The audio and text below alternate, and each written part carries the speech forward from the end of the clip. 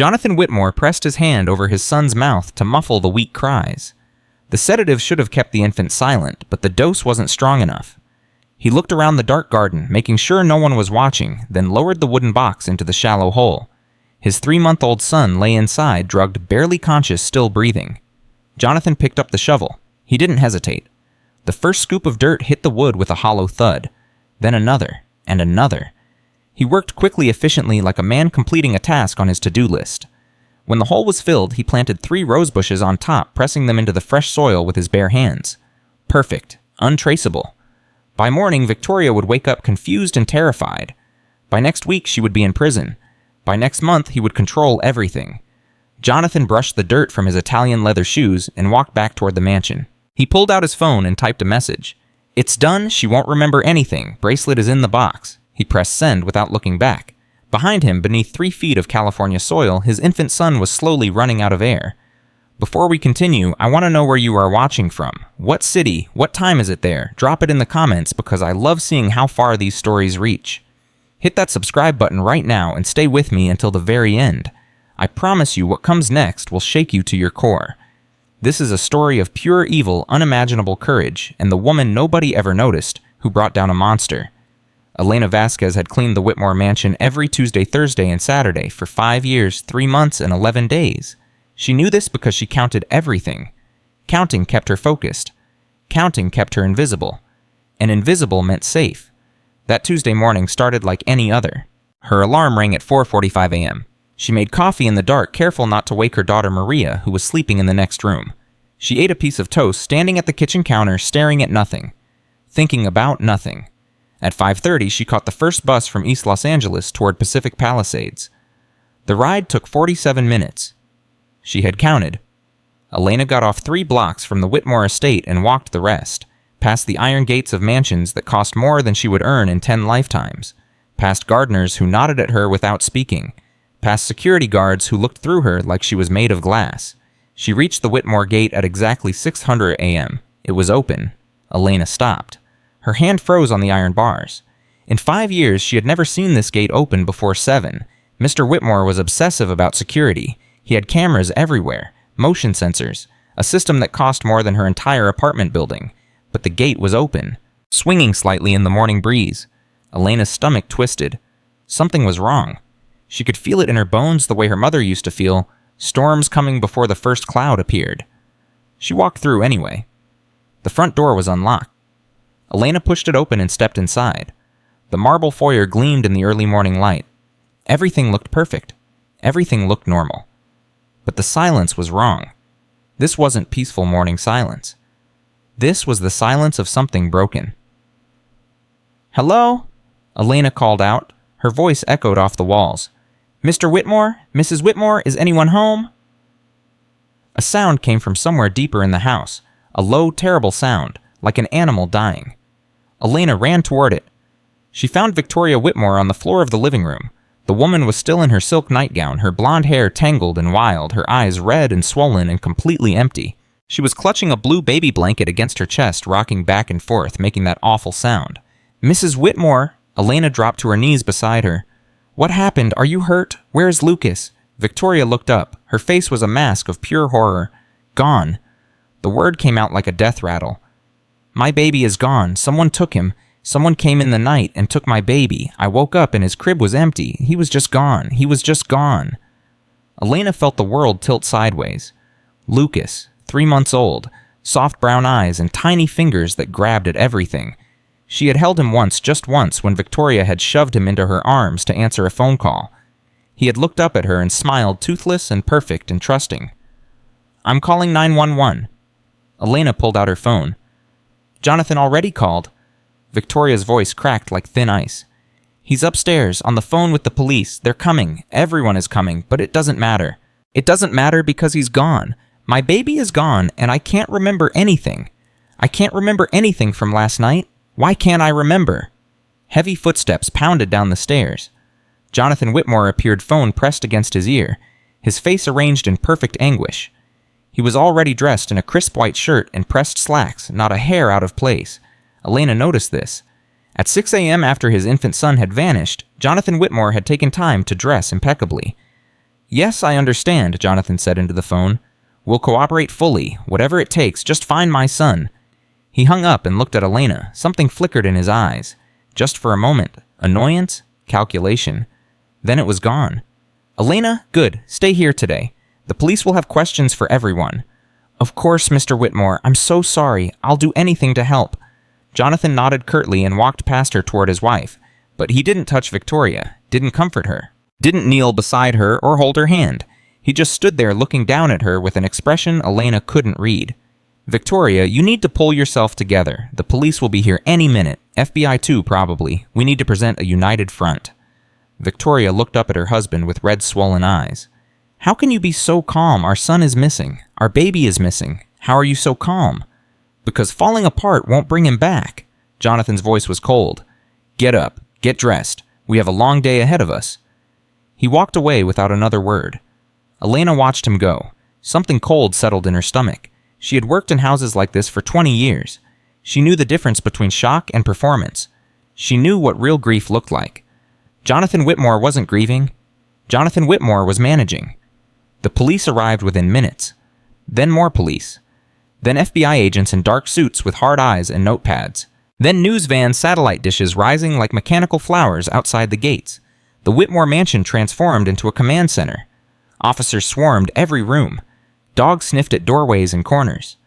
Technicians dusted for fingerprints on surfaces Elena had polished just 2 days before. Elena stood in the kitchen, invisible as always, making coffee that nobody thanked her for watching everything. Around 10 o'clock, a detective approached her. He was older, maybe 60, with gray hair and tired eyes that had seen too many terrible things. His badge read Detective Marcus Cole. Miss Vasquez, I need to ask you some questions. Yes, of course. How long have you worked for the Whitmores? 5 years. Were you here yesterday? No, I work Tuesday, Thursday, Saturday, sometimes extra if there's an event. When did you last see the baby? Elena thought carefully. Saturday afternoon, around 3 o'clock. Mrs. Whitmore was feeding him in the nursery. How did he seem anything unusual? He seemed fine, healthy, happy. He smiled at me when I walked past. Detective Cole wrote something in his notebook. And the Whitmores? How did they seem on Saturday? Elena hesitated. This was the moment. The choice. Tell the truth or stay invisible. They seemed fine. The lie tasted like copper in her mouth. No arguments, no tension, nothing out of the ordinary. Nothing I noticed? Cole studied her face for a long moment. Elena kept her expression neutral, her eyes steady. 20 years of practice. Thank you, Miss Vasquez. If you think of anything else, call this number. He handed her a card. Anything at all. Elena took the card. Her hand was trembling slightly. She hoped he didn't notice. Detective, can I ask you something? Cole paused. Go ahead. Do you think you'll find him, the baby? Cole's expression softened just slightly. We're doing everything we can, Miss Vasquez. That's all I can tell you. He walked away. Elena watched him go and felt something crack inside her chest. She had lied to a police officer. She had lied about a missing baby. But what could she have said? That she sometimes heard the Whitmores arguing behind closed doors. That Jonathan's smile never reached his eyes. That Victoria had seemed smaller every week, like something was slowly crushing her. None of that would help find Lucas. None of that was evidence of anything. Elena spent the rest of the day cleaning rooms that didn't need cleaning, staying out of the way, watching. That was her real skill. Not scrubbing floors or polishing silver. Watching. People said things in front of the help. They forgot she was there. They revealed things they would never reveal to equals. Around 2 o'clock, she was dusting a bookshelf near Jonathan's study when she heard his voice through the partially open door. The insurance paperwork is already filed. I submitted it this morning. Elena froze. Insurance paperwork. The baby had been missing for less than 12 hours. Another voice responded. A woman's voice, but not Victoria's. Someone on speakerphone. And the trust restructuring. Have you spoken to the lawyers? That can wait until after Victoria is dealt with. You're certain this will work? There can't be any loose ends, Jonathan. There are no loose ends. I've planned every detail. Victoria's medication has been adjusted for weeks. She won't remember anything clearly. Her fingerprints are on everything. By the end of the week, she'll be in custody and I'll have control of the estate. Elena's blood turned to ice. She pressed herself against the wall, barely breathing. What about the baby? A pause. When Jonathan spoke again, his voice was completely flat. "The baby is no longer a concern." Elena's hand flew to her mouth. She bit down on her fingers to keep from screaming. "Are you certain if they find him before—" "They won't find him. I chose the location carefully, and even if they did find him, all the evidence points to Victoria. Her bracelet is in the box. Her medication is in his system. The case builds itself." Elena's legs buckled. She grabbed the doorframe to keep from falling. Her mind was screaming, but her body wouldn't move.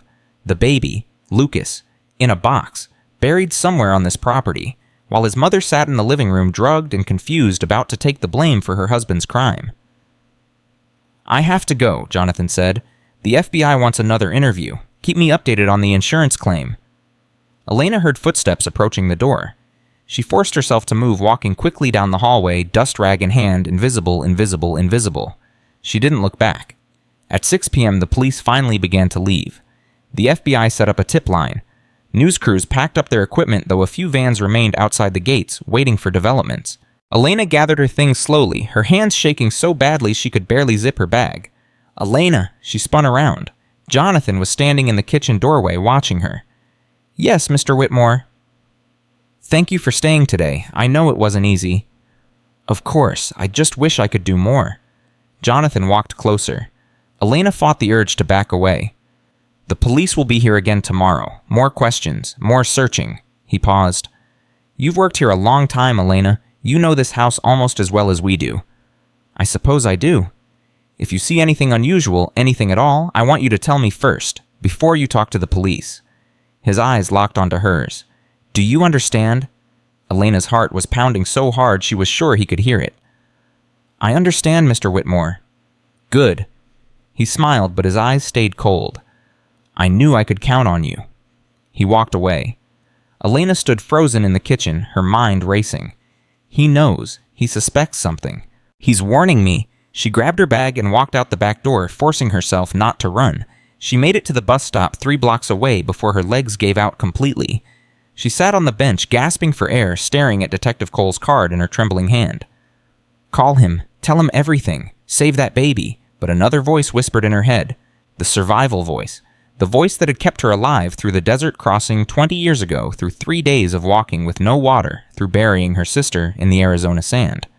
Evidence. You need evidence. Without evidence, you're nothing. They'll believe him over you. They always believe people like him over people like you. Elena put the card in her pocket.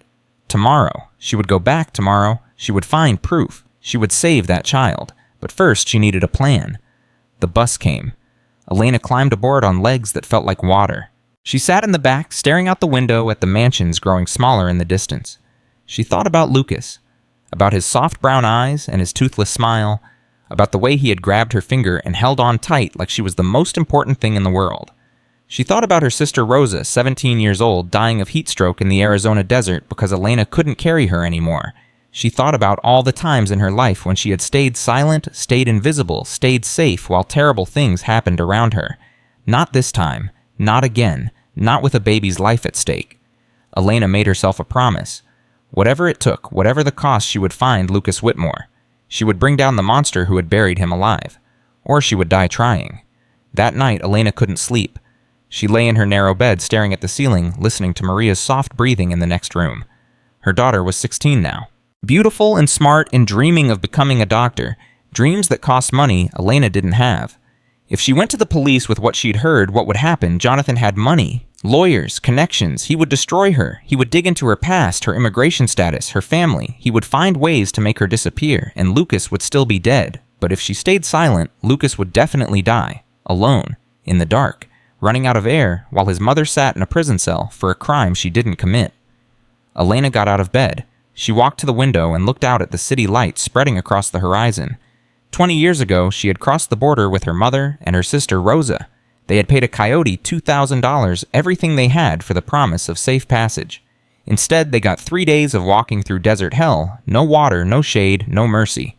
On the 3rd day, Rosa collapsed. 17 years old, beautiful and full of dreams, and she just stopped walking. Elena had tried to carry her, but she wasn't strong enough. She watched her sister die under the Arizona sun, watched the life drain out of her eyes, watched her dreams evaporate into the burning air. They buried Rosa in that desert. A shallow grave marked with stones, that would scatter in the first wind. And Elena had made a vow. Never again. Never again would she stand by while someone died because she was too afraid to act. She had broken that vow 100 times since. Small deaths, little betrayals, looking away when she should have looked closer, staying silent when she should have screamed. But not this time. Elena walked to her closet and pulled out a box she kept hidden in the back.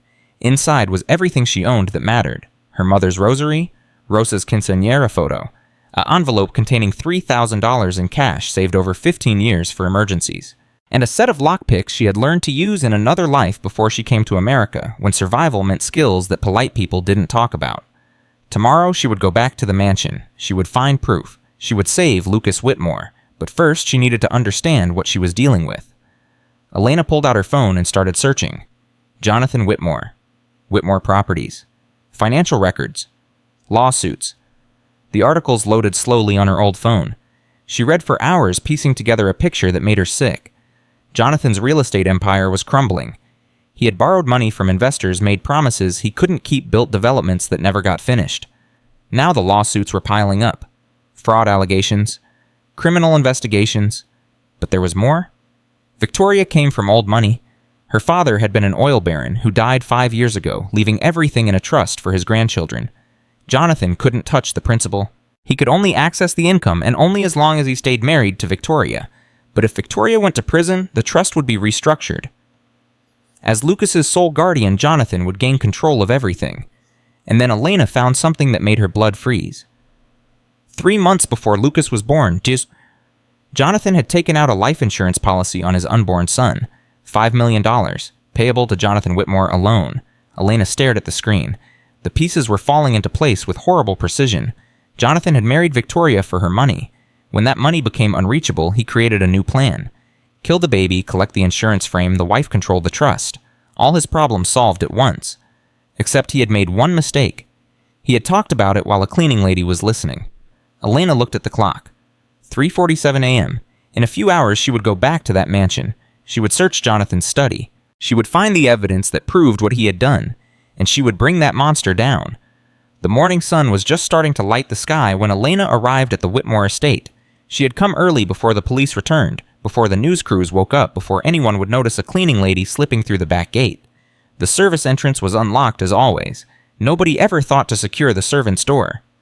Elena moved through the garden quickly, her heart pounding. She was almost to the house when something made her stop. The rose bushes. 3 new rose bushes planted in a perfect row near the back wall. The soil around them was dark and fresh, recently disturbed. Elena's breath caught in her throat. Those bushes weren't there on Saturday. She was certain. She knew this garden like she knew her own face. Every plant, every stone, every shadow. Someone had planted new roses. Someone had turned the earth.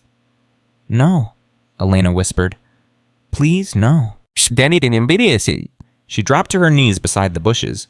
The soil was soft, loose, easy to dig. She pressed her ear against the ground. Nothing. She shifted position, pressing harder. Still nothing. Maybe she was wrong. Maybe Jonathan had just decided to plant new roses. Maybe she had misunderstood the conversation. Maybe... Then she heard it. A sound so faint she thought at first it was her own heartbeat. A weak, muffled cry coming from beneath the earth. Elena started digging. Her nails tore against the soil. Dirt packed under her fingernails, mixing with blood as she scraped and clawed at the ground. Rose thorns ripped her arms, but she didn't feel the pain. She couldn't feel anything except the desperate primal need to reach that sound before it stopped. "Hold on, baby," she gasped. "Hold on, I'm coming. Her fingers hit wood. A box, rough planks nailed together hastily, buried maybe 18 inches deep. Elena screamed. She didn't mean to. The sound ripped out of her throat like something being born. She grabbed the planks and pulled with everything she had. The wood splintered, her palms shredded. Blood ran down her wrists. One board came loose, then another, then enough to see inside. Lucas Whitmore lay in the box wrapped in a dirty blanket. His face was gray, his lips were blue, his eyes were closed, but his tiny chest was moving, up and down, shallow and weak, but moving. He was alive. Elena pulled him from the ground. She held him against her chest, feeling his weak heartbeat against her own. Tears streamed down her face, mixing with the dirt and blood. "I've got you, baby. I've got you. You're safe now. You're safe." She ran toward the house Lucas clutched in her arms. "Help someone, help me! I found him, the baby is alive!" Lights exploded throughout the mansion, doors slammed, voices shouted. Jonathan Whitmore burst through the back door, still in his robe, his face a mask of perfect shock. But Elena saw his eyes. In that first unguarded moment before the performance kicked in, she saw what flickered behind them. Not relief, not joy, not the desperate hope of a father seeing his child pulled from death. Fear. Pure cold fear. The fear of a man watching his perfect plan unravel. Victoria appeared behind him, stumbling, barely conscious, still drugged from whatever Jonathan had been putting in her food. When she saw Lucas in Elena's arms, she let out a sound that wasn't quite human. "My baby, oh God, my baby, is he alive? Please tell me he's alive." "He's alive," Elena's voice broke. "He's weak, but he's alive. We need to call 911, now." Jonathan was already reaching for his phone, his face rearranging itself into appropriate expressions. Shock, relief, gratitude. He was good. He was very, very good. "Yes, I need an ambulance immediately. My son was found. He was buried in our garden. He's alive but barely breathing. Please hurry." He hung up and moved toward Elena, arms outstretched. "Give him to me. Let me hold my son." Elena stepped back instinctively. "We shouldn't move him too much. The paramedics will be here soon." Something flickered in Jonathan's eyes. Annoyance, suspicion, but he masked it quickly. "Of course, you're right."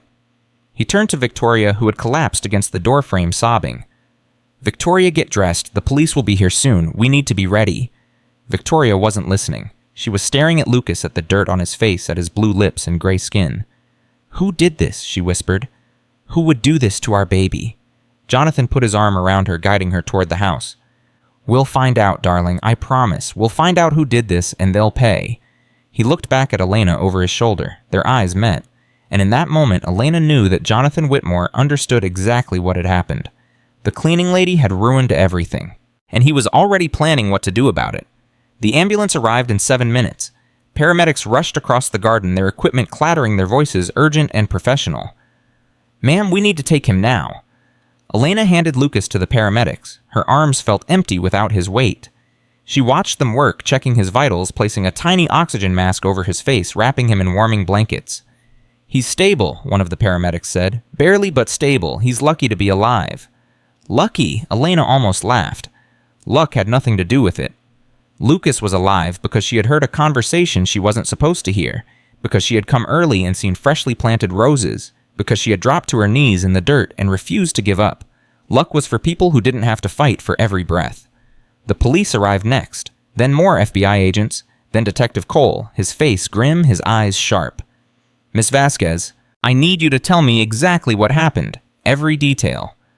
Elena told him almost everything, about arriving early, about noticing the new rose bushes, about hearing the cry from beneath the ground, about digging with her bare hands until she found the box. She did not tell him about the conversation she overheard, not yet, not without proof. Cole wrote everything down. Then he looked at her hands, still bleeding, covered in dirt. "That was incredibly brave, Miss Vasquez. You saved that baby's life. Anyone would have done the same." "No." Cole's voice was quiet but firm. "They wouldn't have. Most people would have walked past. Most people would have assumed it was nothing. Most people would have stayed out of it." He paused. "You're not most people." Elena didn't know what to say to that, so she said nothing. The paramedics loaded Lucas into the ambulance. Victoria climbed in with him, her face tear-streaked, her hands reaching for her son. Jonathan stayed behind. "I need to talk to the police," he said. "I need to understand how this happened, how someone could have done this right under our noses." His voice was perfect. Concerned father, outraged protector, innocent victim. But Elena saw the way his eyes kept moving, calculating, planning, looking for the angle. Cole interviewed everyone, the gardeners, the security guards, the household staff. Elena watched from the kitchen, making coffee no one would drink invisible as always. Around noon, Cole approached her again. "Miss Vasquez, I need to ask you something else." "Yes." "Did you see anyone in the garden this morning before you found the baby? Any footprints? Any sign that someone had been there recently?" Elena shook her head. "I was focused on the roses, on the soil. I wasn't looking for anything else."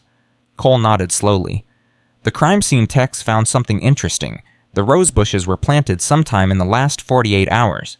But there are no fingerprints on the box, no DNA evidence. Whoever did this was very careful." "What does that mean?" It means this wasn't random. This wasn't some stranger who broke in. This was someone who knew the property, someone who had time to plan, someone who had access. Elena felt her heart pounding. You think it was someone in the house? Cole's expression was unreadable. I think we need to look at everyone, Miss Vasquez. Everyone who had access. Everyone who might have had a motive. He walked away. Elena stood frozen in the kitchen, Cole's words echoing in her head. Everyone who might have had a motive. Jonathan had motive. Jonathan had access. Jonathan had planned the whole thing. But how could she prove it? That evening, Elena was gathering her things to leave when she heard her name. Elena! She turned. Victoria Whitmore was standing in the hallway, still wearing the clothes she had put on for the hospital. Her face was pale and exhausted, but her eyes were clear. Mrs. Whitmore, how is Lucas stable? The doctors say he'll be okay. They're keeping him overnight for observation, but he's going to be okay. Victoria's voice cracked. Because of you. My son is alive because of you. I just happened to notice the roses. Anyone would have... Stop. Victoria stepped closer. Her eyes were intense, almost fierce. Stop saying anyone would have done it. No one else did. Only you. You saved my baby Elena. I will never forget that. Never. Elena didn't know how to respond.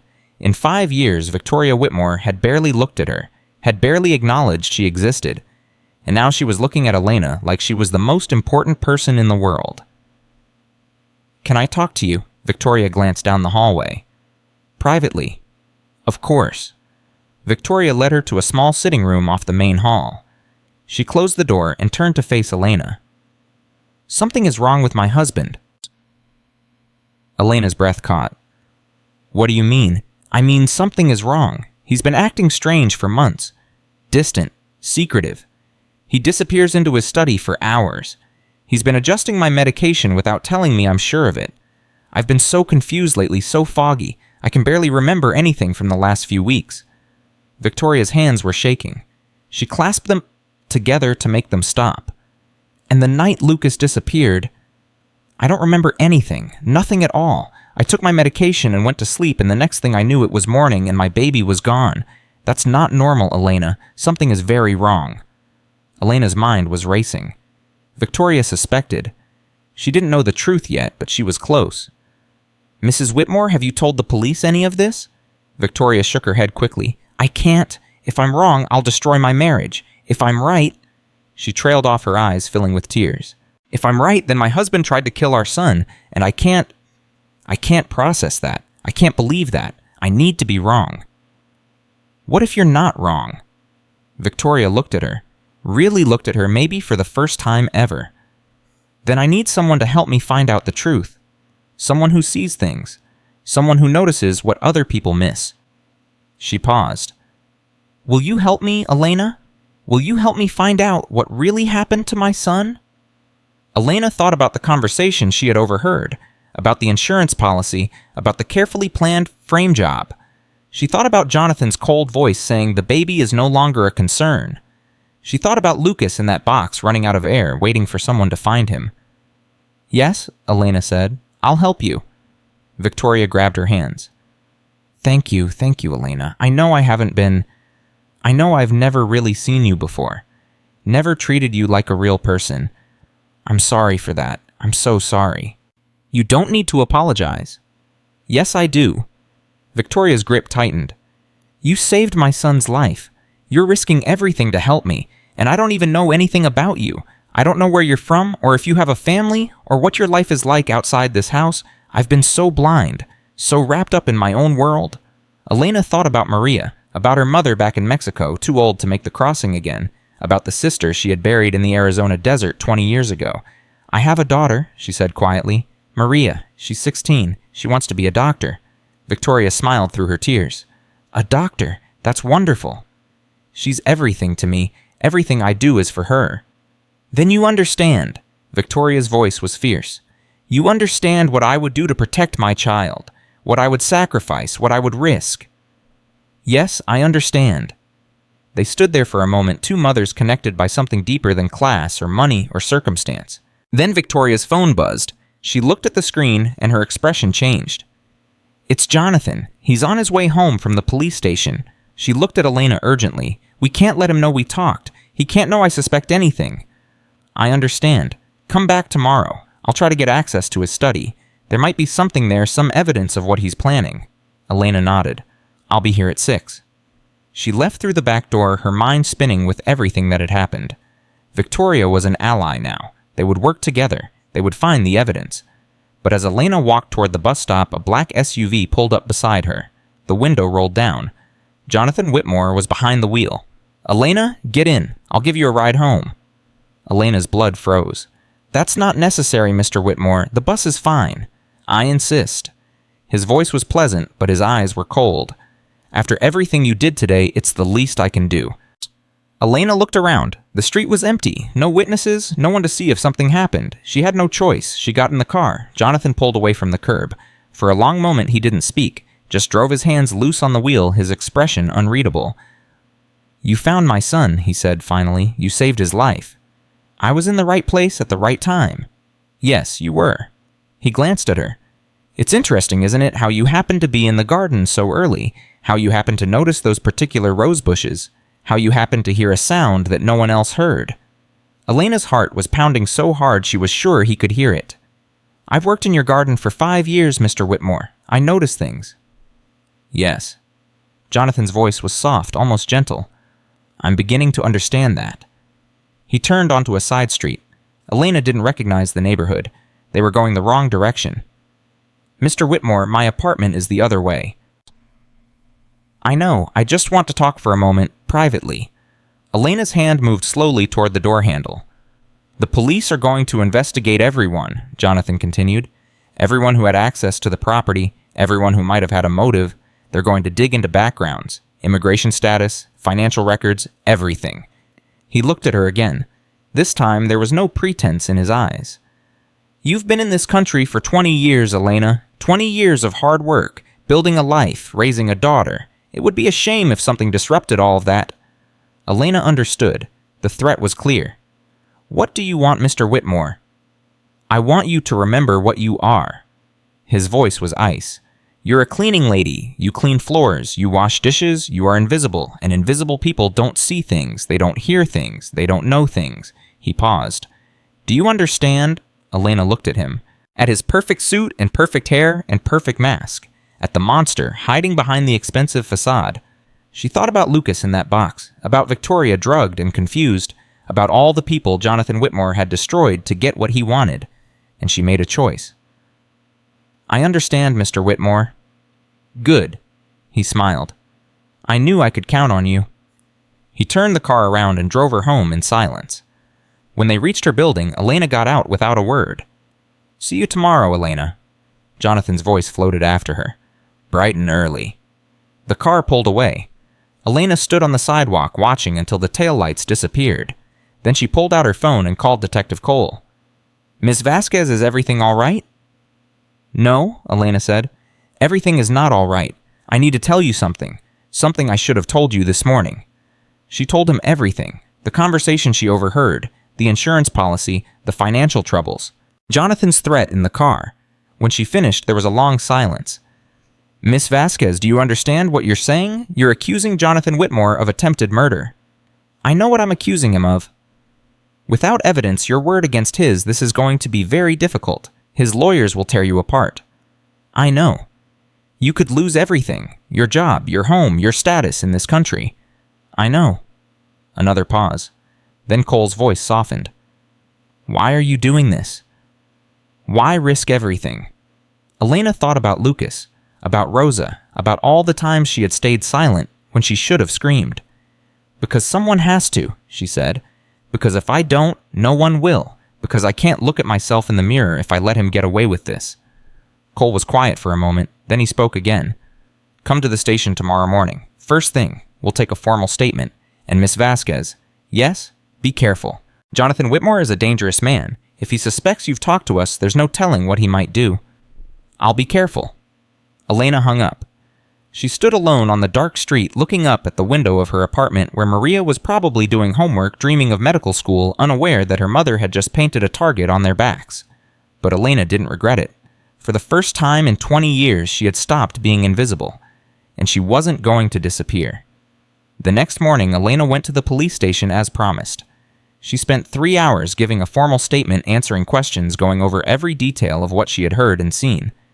Detective Cole was professional but cautious.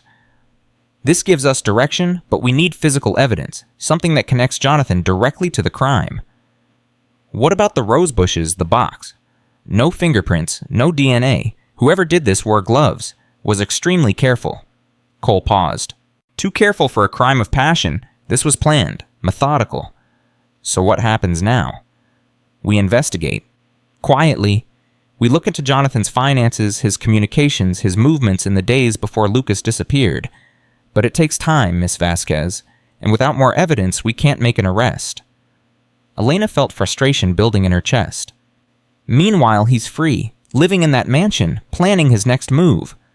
I know it's difficult, but if we move too fast, if we tip our hand before we're ready, he'll destroy the evidence and walk away. We need to be smart about this." Elena nodded slowly. Smart, careful, patient, these were not things she had time for, because she knew Jonathan Whitmore. She had watched him for 5 years, and she knew that right now, at this very moment, he was planning how to get rid of her. She left the police station and took the bus to Pacific Palisades. She wasn't scheduled to work today, but she needed to see Victoria. Needed to warn her about what was happening. The Whitmore mansion looked peaceful in the morning light.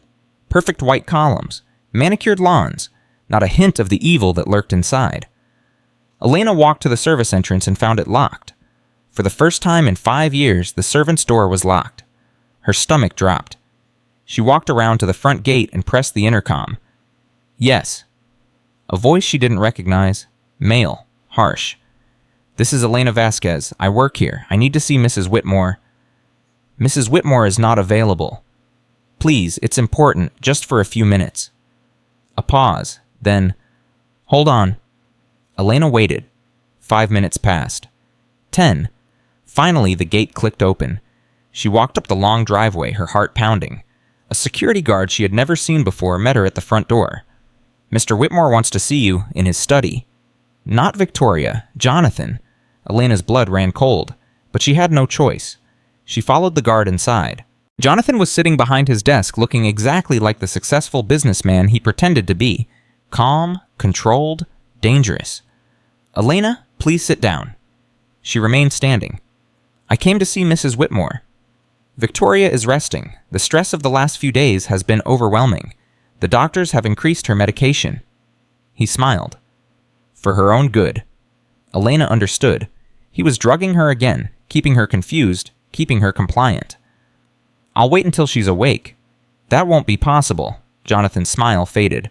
"In fact, I'm afraid your services are no longer needed, Elena. I've decided to let you go." "You're firing me. I'm protecting you." He stood up, walked around the desk. "The police investigation is intensifying. They're looking at everyone with access to the property. Everyone with opportunity." He stopped inches from her face. "I know you talked to them. I know you made accusations, told them stories about conversations you think you heard." Elena forced herself not to back away. "I told them the truth." "The truth?" Jonathan laughed softly. "The truth is whatever the evidence says. And right now, the evidence says that someone buried my son in the garden. Someone with access to the house. Someone who knew exactly where to dig when she conveniently arrived early that morning." Elena felt the trap closing around her. "You think I did it," she whispered.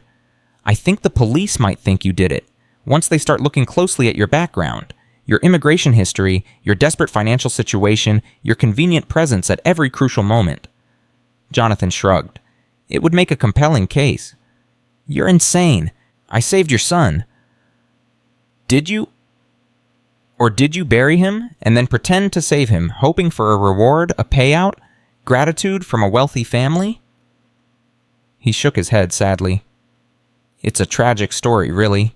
The cleaning lady who seemed so devoted, so invisible, secretly plotting against the family she served." Elena stared at him. The sheer audacity of it. The coldness.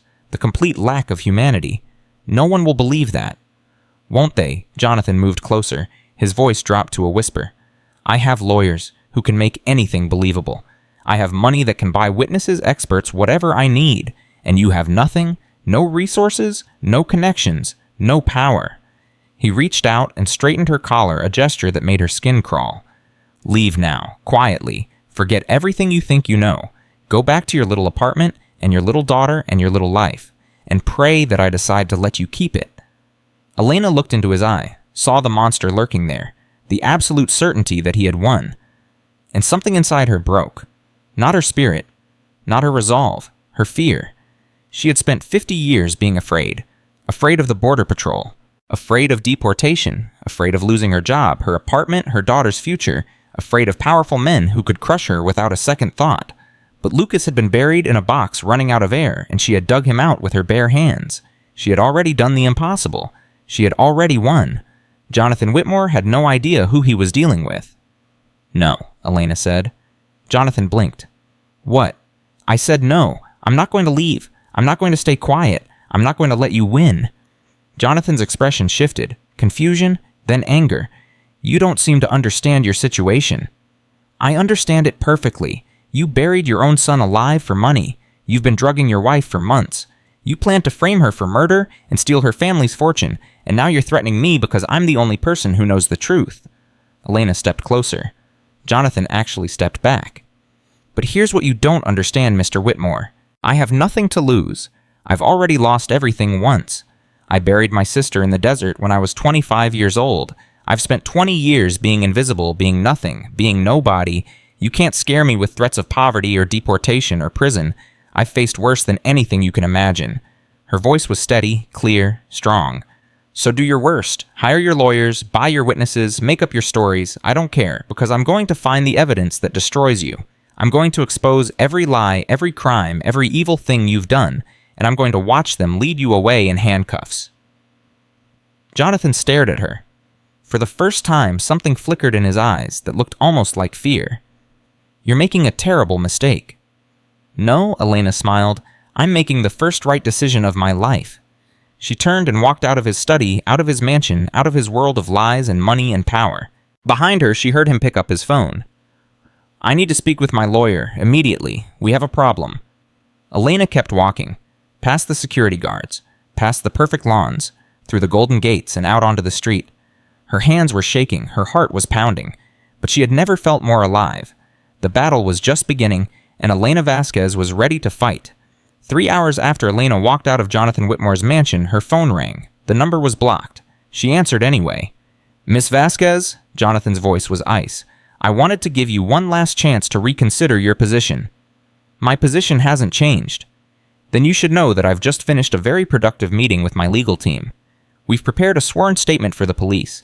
It details how you were seen near the Rose Garden the night Lucas disappeared, how you have a history of mental instability, how you've been stealing from our home for years." "So..." Elena's hand tightened on the phone. "Those are lies. Lies become truth when enough people believe them, and I have a lot of resources for making people believe things." He paused. "I'm also in contact with Immigration and Customs Enforcement. Your documentation is interesting. There seem to be some irregularities that warrant investigation." Elena felt like she'd been punched in the stomach. Maria. If they came for her, what would happen to Maria? You're a monster. "I'm a survivor, just like you claim to be. The difference is I'm better at it." His voice dropped. "You have until midnight to leave California. After that, I can't guarantee your safety, or your daughter's." The line went dead. Elena stood in the middle of her small kitchen, her hands shaking. He had threatened Maria. He had actually threatened her daughter. For a moment, fear overwhelmed her. She could pack a bag, take Maria, disappear into the vast anonymity of America. Start over somewhere Jonathan Whitmore would never find them. Then she thought about Lucas in that box, about Victoria drugged and confused, about all the victims Jonathan would create if no one stopped him. Elena called Detective Cole. "He just threatened me, threatened my daughter. He's going to ICE. He's going to frame me for the kidnapping." Cole's voice was tense. "Where are you now?" "My apartment." "Stay there. Lock the door. Don't open it for anyone. I'm sending a unit to watch your building." "What about Maria? She's at school." "I'll have someone pick her up. Bring her home safely. Just stay calm, Elena. We're not going to let him hurt you." Elena hung up. She wanted to believe Cole. She wanted to trust that the system would protect her. But she had lived in America for 20 years. She knew how the system worked for people like her. Money talked. Power won. And people like Elena got crushed.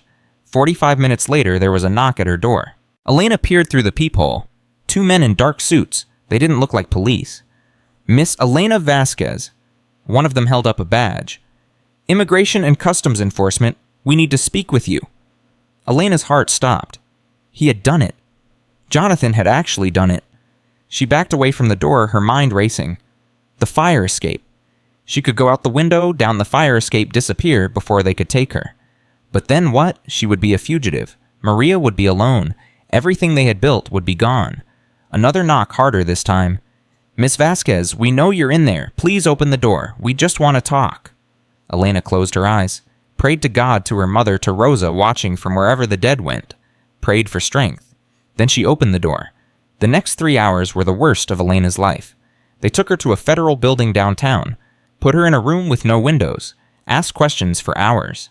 Where was she born? When did she cross the border? Did she have proper documentation? Why were there gaps in her work history? Elena answered everything truthfully. She had nothing to hide. Her green card was real. Her work permits were valid. She had followed every rule, filed every form, paid every fee. But they kept asking, kept probing, kept looking for something to hold against her. Miss Vasquez, are you aware that your employer has filed a criminal complaint against you? Elena's head snapped up. What? Jonathan Whitmore claims you've been stealing from his home. Jewelry, cash. He estimates the value at over $50,000. That's insane. I've never stolen anything in my life. He has witnesses, household staff who saw you taking items from various rooms. They're lying. He's paying them to lie. The agent shrugged. That's not for us to determine. But given the serious nature of the allegations combined with the questions about your documentation, we're going to have to hold you pending further investigation. Hold me, you mean arrest me. Detain you, for your own protection. Elena felt the walls closing in. This was it. Jonathan's plan. Get her locked up. Deport her. Make her disappear. Without her testimony, without her evidence, he would walk free. I want a lawyer. You'll have access to legal representation within 48 hours. I want a lawyer now, and I want to call my daughter. The agent stood up. Processing takes time, Miss Vasquez. I'm sure you understand. They led her to a holding cell. Cold, gray, a metal bench, and a toilet, and nothing else. Elena sat on the bench and tried not to cry, tried not to think about Maria coming home from school to find her mother gone, tried not to think about all the ways Jonathan Whitmore had won. She was still sitting there numb and lost when the cell door opened. Detective Cole walked in. Get up, he said. You're coming with me. Elena stared at him. How? I called in some favors, pointed out that detaining a key witness in an active attempted murder investigation might constitute obstruction of justice. The feds weren't happy, but they agreed to release you into my custody. He held out his hand. Come on, we don't have much time. Elena took his hand and let him pull her to her feet. My daughter, is she safe? She's at the police station, scared but safe. One of my officers has been with her since we picked her up from school. Relief flooded through Elena so intensely she nearly collapsed. Thank you so much. Cole led her through a maze of corridors and out a back entrance where an unmarked car was waiting. Get in. Keep your head down until we're clear of the building. Elena did as she was told. The car pulled away, merging into traffic, disappearing into the vast anonymity of Los Angeles. He's not going to stop, Elena said quietly. Jonathan, he'll keep coming until he destroys me. Probably, Cole's voice was grim, which is why we need to destroy him first. Elena looked at him. How? I've been digging into his finances. There's something there. Something big. Money moving through shell companies. Payments to people who don't seem to exist. But I can't access his personal records without a warrant, and I don't have enough for a judge to sign off. What do you need? Something physical. Documents, a computer, a phone. Something that proves he planned the attack on Lucas. Something that connects him directly to the crime. Elena thought about Jonathan's study. The locked drawer. The papers she had never had a chance to search. I know where to look, but I can't get back in the house. He's got new security. The locks have been changed. Cole was silent for a moment. Then he said something that shocked her. What if you didn't need to break in? What if someone let you in? Who would do that? Cole glanced at her. Victoria Whitmore called me this morning. She wants to help. The police station was chaos when they arrived. Officers moving, phones ringing. But none of it mattered to Elena because the moment she walked through the door, Maria was there running toward her, throwing herself into her mother's arms. Mom, oh God, Mom, I was so scared. They came to my school. They said you were in trouble. They said, I'm okay, mija. I'm okay. I'm right here. Elena held her daughter so tight she was afraid she might break her. 16 years old. Brilliant and beautiful and dreaming of becoming a doctor. And she had almost lost her. Because of one man's greed. Because of one monster's evil. What's happening, Mom? Why are they after you? What did you do? Elena pulled back and looked at her daughter's face. So young, so afraid, so confused. I didn't do anything wrong, Maria. I promise you. There's a bad man who wants to hurt me because I know the truth about something terrible he did. But the police are helping us. We're going to be okay. I don't understand. What truth? What did he do? Elena looked at Cole, who nodded slightly. Do you remember the baby Lucas, the one I found buried in the garden? Maria's eyes went wide. The one on the news? The millionaire's baby. Yes, I found him. I saved his life, but the man who buried him, it was his own father, and now he's trying to destroy me so I can't tell anyone what I know. Maria stared at her mother. Something shifted in her face. The fear was still there, but now there was something else too. Something fierce. Then we fight him. Elena almost laughed, almost cried. Mija, this is dangerous. You should stay here where it's safe while I... No. Maria's voice was steel. You've spent my whole life protecting me. Now it's my turn. Whatever you need to do, I'm helping. Elena looked at her daughter and saw herself. Saw Rosa. Saw every woman in her family who had ever refused to give up, refused to stay down, refused to let the world crush them. Okay, she said. Okay, we fight together. 2 hours later, Elena was back at the Whitmore estate. But this time, she wasn't alone. Victoria was waiting at the service entrance, her face pale but determined. The new security guard takes a break at 9 p.m., 15 minutes. That's your window. Elena nodded. Where's Jonathan? Downtown, meeting with his lawyers. He won't be back until midnight at the earliest. And the staff? I gave them the night off, told them I needed rest. Victoria's voice cracked. I've been pretending to be drugged all day, playing the confused compliant wife. He has no idea I've stopped taking the medication. Elena touched Victoria's arm. This is dangerous. If he finds out... He tried to kill my son. Victoria's eyes burned with a cold fire Elena had never seen before. He drugged me, framed me, made me think I was losing my mind. I don't care about danger anymore. I care about making him pay. The minutes crawled by. At 8:58, the security guard walked toward the main gate for his break. Now, Victoria whispered. Elena slipped through the service entrance and moved quickly across the garden. She didn't look at the rose bushes. Didn't look at the spot where she had dug Lucas from the earth. There would be time for that later. Right now, she had a job to do. She reached the back door. Victoria had left it unlocked. She stepped inside. The mansion was dark and silent. Elena moved through the familiar hallways past the rooms she had cleaned 1,000 times toward Jonathan's study. The door was locked. Of course it was. Elena pulled out her lockpicks. Her hands were trembling, but she forced herself to focus. The first pick slipped into the lock. The second followed. She felt for the pins, testing each one, searching for the weakness. Click. The door swung open. Elena stepped inside and pulled out her phone using the flashlight to scan the room. Desk, file cabinets, bookshelves. Everything looked exactly as she remembered. She went straight for the locked drawer. The one where she had found the receipts before. The one Jonathan had caught her searching. This time she was faster. The lock gave way in seconds. She pulled the drawer open and started photographing everything. Bank statements, contracts, letters. She didn't have time to read them. She just needed to capture as much as possible. Then she found something new. A folder she hadn't seen before. Labeled Contingency. Inside were documents that made her blood freeze. A life insurance policy on Victoria. $2 million.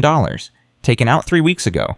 A medical report from Victoria's psychiatrist. Forged based on the handwriting. Claiming Victoria was suicidal and a danger to herself and others. And a receipt from a pharmacy. For the same sedative that had been found in Lucas's system. Prescribed to Victoria. Filled by Jonathan. He was going to kill her next.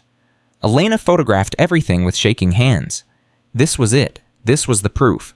Not just of what he had done to Lucas, but of what he was planning to do to Victoria.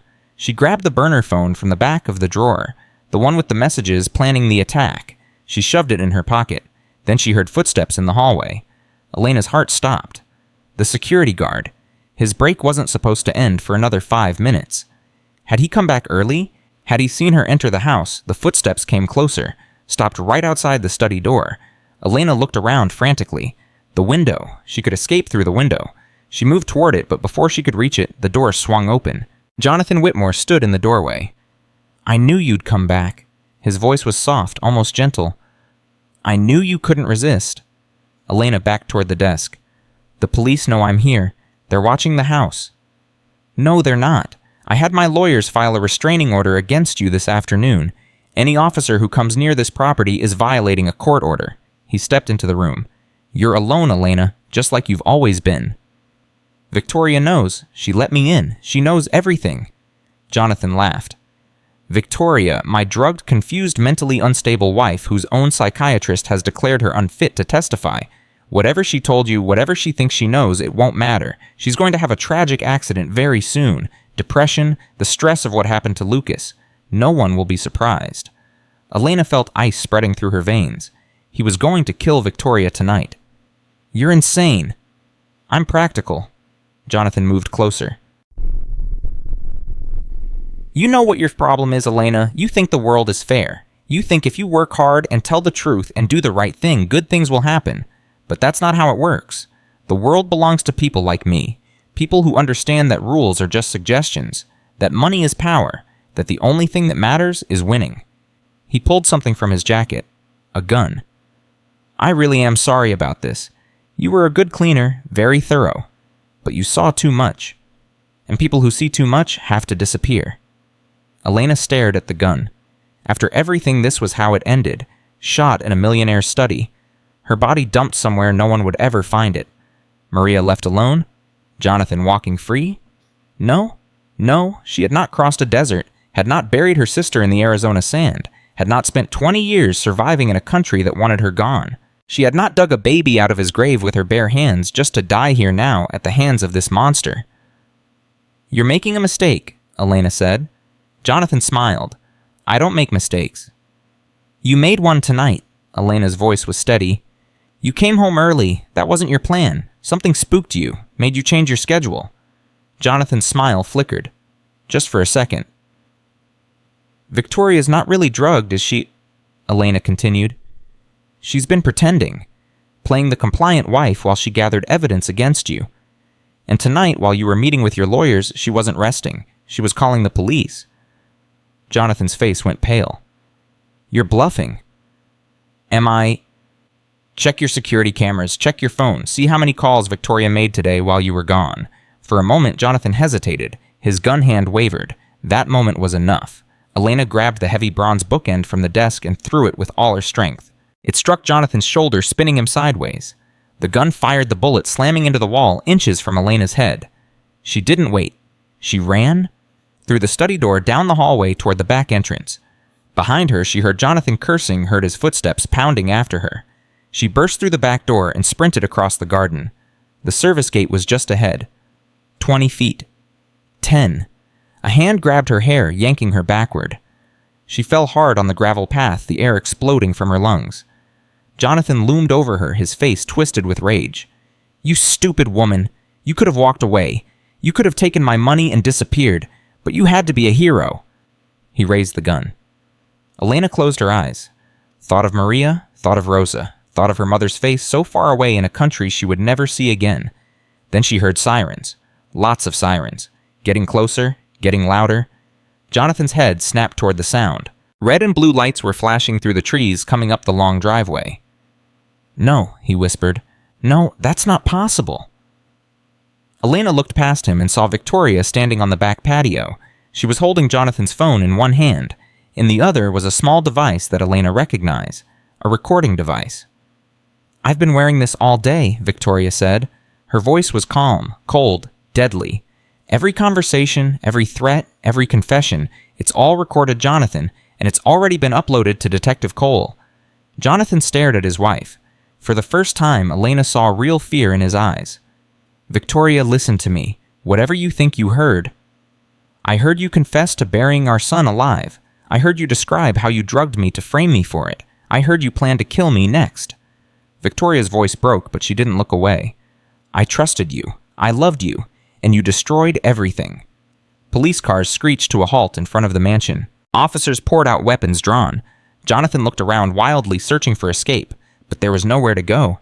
The gates were blocked. The officers were spreading across the property. In seconds, he would be surrounded.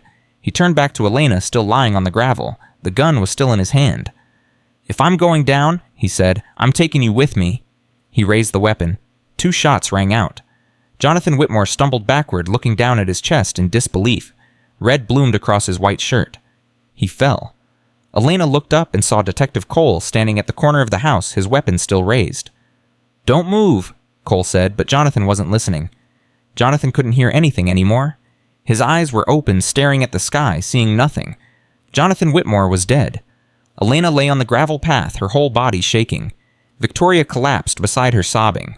Officers swarmed across the garden, shouting commands, securing the scene. Cole knelt beside Elena. "Are you hurt?" She shook her head, couldn't speak, couldn't process what had just happened. "It's over," Cole said quietly. "It's finally over." Elena looked at Victoria, at the tears streaming down her face, at the phone still clutched in her hand. "How did you know?" Elena whispered. "How did you know to record everything?" Victoria wiped her eyes. "You told me to find evidence. I couldn't get into his study, but I could stay close to him. Listen, pretend to be drugged while he talked to his lawyers, his accomplices, his phone." She laughed bitterly. "He never suspected. He was so convinced I was weak, so convinced I was broken." "You were brave," Elena said. "Braver than anyone I've ever known." Victoria shook her head. "You were brave first. You saw the truth when no one else did. You dug my son out of the ground with your bare hands. You refused to give up, even when he threatened everything you had." She reached out and took Elena's hand. "You saved my son, you saved me, and I will spend the rest of my life making sure everyone knows what you did." Elena squeezed her hand. Couldn't speak. Didn't need to.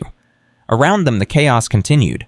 Officers photographing the scene, paramedics checking Jonathan's body, voices crackling over radios. But for Elena, the world had gone quiet. The nightmare was ending. The monster was gone. She thought about Maria waiting at the police station, about the phone call she would make in a few minutes, about the words she would say. "It's over, mija. We won. We're safe." She thought about Rosa buried in the Arizona desert 20 years ago, about the promise she had made over that unmarked grave. "I won't let anyone else die because I was too afraid to act." She had kept that promise. Finally, after all these years. Elena Vasquez closed her eyes and let the tears come. Not tears of grief, not tears of fear, tears of victory. The paramedics arrived 7 minutes after the shooting. Elena watched them work on Jonathan's body, their movements mechanical and precise, but she already knew. The way his eyes stared at nothing. The way his chest didn't rise. The way the blood had stopped spreading across his white shirt. Jonathan Whitmore was gone. Detective Cole helped Elena to her feet. Her legs felt like water, but she forced herself to stand, forced herself to breathe, forced herself to believe it was really over. "I need to call my daughter," she said. Cole nodded. "Use my phone. Yours might be needed for evidence." Elena's hands shook as she dialed Maria's number. The phone rang once, twice, 3 times.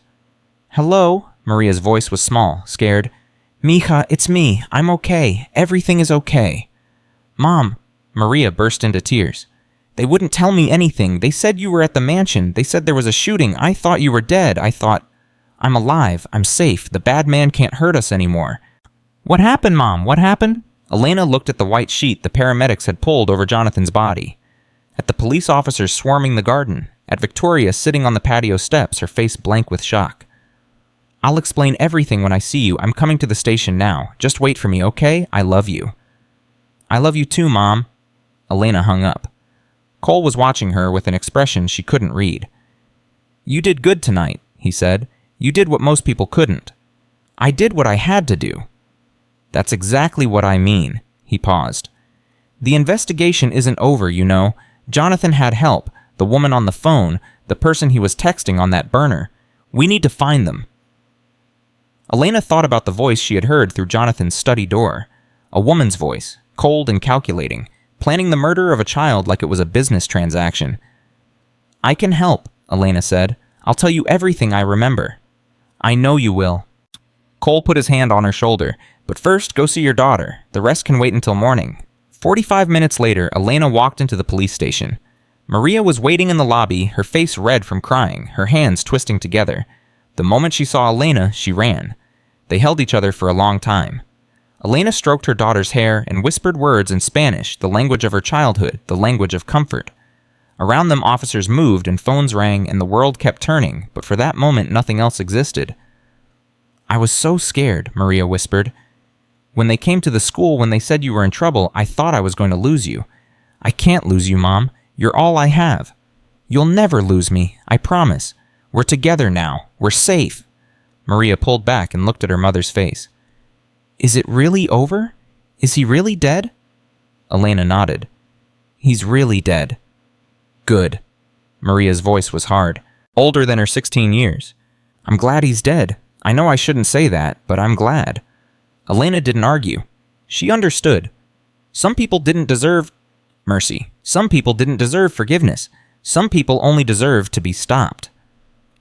"Come on," Elena said. "Let's go home." But as they walked toward the exit, a young officer stopped them. "Miss Vasquez, Detective Cole needs to see you. It's urgent." Elena's stomach dropped. "Can it wait? I need to get my daughter home." "He said it's about the investigation. He said you'll want to hear this."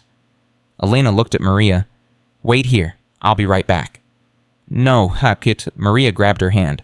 "I'm coming with you. Whatever it is, I want to know." Elena hesitated, then nodded. Together, they followed the officer down a long hallway to Cole's office. The detective was standing behind his desk, his face grim. Another woman sat in one of the chairs, her back to the door. When she turned around, Elena felt her blood turn to ice. It was a face she had seen before, in the society pages of magazines, at the Whitmore mansion during parties and galas. Jonathan's business partner, his closest advisor, Margaret Chen. "Miss Vasquez," Margaret said calmly, "we need to talk." Elena stepped back, self-instinctively pushing Maria behind her. You're the woman on the phone, the one Jonathan was talking to." Margaret didn't deny it. "I'm the woman who was trying to stop him." "Stop him? You were helping him plan murder." "No." Margaret's voice was firm. "I was gathering evidence. I've been working with the FBI for 8 months building a case against Jonathan and his network. A case that you've just compromised by getting him killed." Elena stared at her. Her mind couldn't process what she was hearing. Cole stepped in. "Miss Chen is a confidential informant. She's been feeding us information about Jonathan's financial crimes, his money laundering, his connections to organized crime. We were weeks away from a major bust." "But the phone calls," Elena said. "I heard her. She was talking about the insurance policy, about the trust restructuring." "I was playing along," Margaret said, "keeping his trust while documenting everything. The recordings I've made over the past 8 months would have put him away for life." She paused. "Would have put a lot of people away." Elena's legs went weak. She grabbed the doorframe to steady herself. "Are you saying I made a mistake by saving Lucas, by exposing Jonathan?" Margaret's expression softened slightly. "You saved a child's life. That's not a mistake. But Jonathan wasn't working alone. He had partners, investors, people who helped him move money and hide evidence, and those people are now running scared, destroying evidence, disappearing." "So what happens now, Timul?" Cole and Margaret exchanged a look. "We pivot," Cole said. "We use what we have. Jonathan's phone, his documents, Victoria's recordings. There's still enough to build a case, but we need to move fast." Margaret stood up. "There's something else you should know, Miss Vasquez. Jonathan had a backup plan. If anything went wrong, if he got caught or killed, he had instructions set up. Automatic." "Instructions for what?" Margaret's eyes were cold. "Insurance policies have beneficiaries. Wills have executors. Vendettas have enforcers. Jonathan may be dead, but the people he worked with are very much alive, and they're going to want to make sure no one talks." The words hung in the air like poison. "You're saying we're still in danger," Elena said quietly. "I'm saying you need to be careful, very careful." Margaret headed for the door. "I'll be in touch, Detective. Don't let anything happen to your witness." She left without looking back. Elena stood in Cole's office, her mind reeling. Maria gripped her hand so tight it hurt. "Mom?" "What did she mean? Who else is out there?" Cole answered before Elena could. "Jonathan had connections to some very bad people. Drug money, fraud, tax evasion. He was laundering cash for a network that spans 3 states. He paused. "Those people don't like loose ends." "So we're loose ends," Elena said. Right now, you are the most important witness in a major federal investigation, which means we're going to protect you.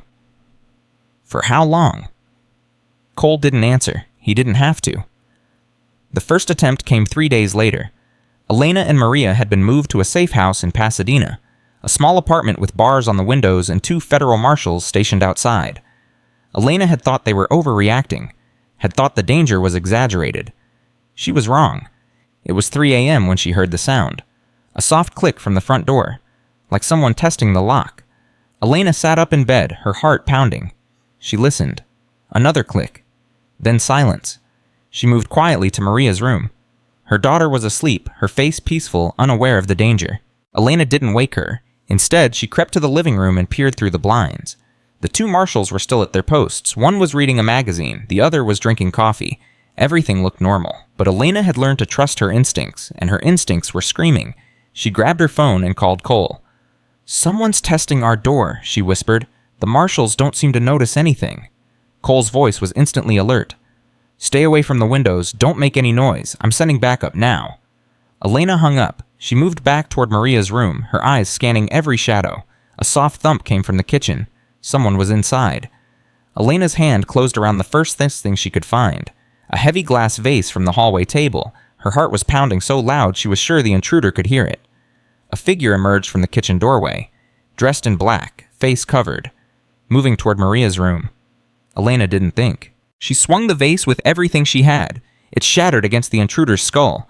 He went down hard, crashing into the wall. Before he could recover, Elena was on top of him, hitting him again and again with the broken base of the vase.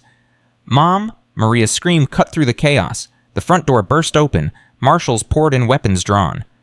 On the ground now. Elena stumbled backward, covered in blood that wasn't hers. The intruder was motionless on the floor. She had hit him so many times she had lost count. One of the marshals checked his pulse. "He's alive. Barely." He looked at Elena with something like awe. "You took down a professional hitman with a flower vase." Elena's legs gave out. She sat on the floor, shaking, staring at her bloody hands. Maria ran to her, dropping beside her, crying. "Mom, are you okay? Are you hurt?" Elena couldn't answer. She just held her daughter and tried to remember how to breathe. The intruder's name was David Kowalski, ex-military, private contractor, currently on the payroll of a shell company that traced back to Jonathan's network. Cole laid out the evidence the next morning in a conference room at FBI headquarters. Kowalski was hired 3 days ago. The order came from someone inside the network, but we haven't identified who yet. He was supposed to eliminate you and Victoria both. Make it look like murder-suicide. Elena sat across from him, her hands still bandaged from the broken glass. Maria was beside her, refusing to let go of her mother's arm. "How did he get past the marshals?" "He didn't. He came through the building's ventilation system. Professional job. These people know what they're doing." Cole paused. "Which is why we're moving you again. Further this time. Out of state." Elena shook her head. "I'm not running. I'm not spending the rest of my life hiding from these people." "Then what do you suggest?" Elena looked at him. "You said the network is scared, that they're destroying evidence, disappearing. That means they're vulnerable. They're making mistakes." "What's your point?" "My point is I've spent 20 years being invisible, watching, listening, seeing things other people miss." She leaned forward. "Put me back in. Let me help you find them." Cole stared at her. "You're not a trained agent. You're a cleaning lady." "I'm a cleaning lady who took down a professional hitman with a flower vase. I'm a cleaning lady who found a baby buried alive when the entire LAPD couldn't. I'm a cleaning lady who got Jonathan Whitmore to confess while wearing a wire." Elena's voice was steel. "I'm exactly what you need." Maria spoke up for the first time. "Mom, you can't. It's too dangerous." Elena turned to her daughter. "Mija, those people tried to kill us tonight. They'll try again. The only way this ends is if we stop them." "Then let the police do it. Let the FBI..." "The police didn't find Lucas buried in that garden. The FBI didn't know Jonathan's partner was his wife. I did. I found the truth because I see things they can't." Elena took her daughter's hands. "I have to do this. For us. For our future. So we never have to be afraid again." Maria's eyes filled with tears. But behind the fear, Elena saw something else. Understanding. Pride. "Promise me you'll come back," Maria whispered. "I promise." Cole had been silent through the exchange. Now he spoke. "This is against every protocol, every rule. If something happens to you, my career is over. And if you don't let me help those people disappear, Jonathan's partners walk free, and someday they try again." Elena met his eyes. "What's your career worth compared to that?" Cole was quiet for a long moment, then he smiled. "You know, you're the most stubborn woman I've ever met. That's why I'm still alive." The operation took 2 weeks to plan. Elena's job was simple.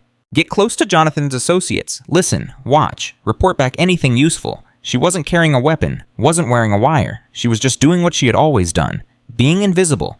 The target was a woman named Sandra Wells, Jonathan's accountant, the person who knew where all the money went. According to Margaret Chen, Sandra was the key to the entire network. Sandra was also looking for a new housekeeper. Elena applied for the job the old-fashioned way, through an agency, a fake resume, references that the FBI had manufactured. 3 days later, she was cleaning Sandra Wells's penthouse in downtown Los Angeles. The apartment was stunning. Floor-to-ceiling windows, art on every wall, furniture that cost more than Elena's yearly salary. But Elena wasn't there to admire the decor. She was there to find evidence. For the first week, she did nothing but clean, learned Sandra's schedule, memorized her habits, figured out when she was home, when she was out, when she was on the phone with people she didn't want overheard. Sandra barely noticed her. Just like Victoria hadn't. Just like Jonathan hadn't. Elena was the help, the furniture, the air. She was invisible. And invisible people saw everything. On day 8, Elena found her first piece of evidence.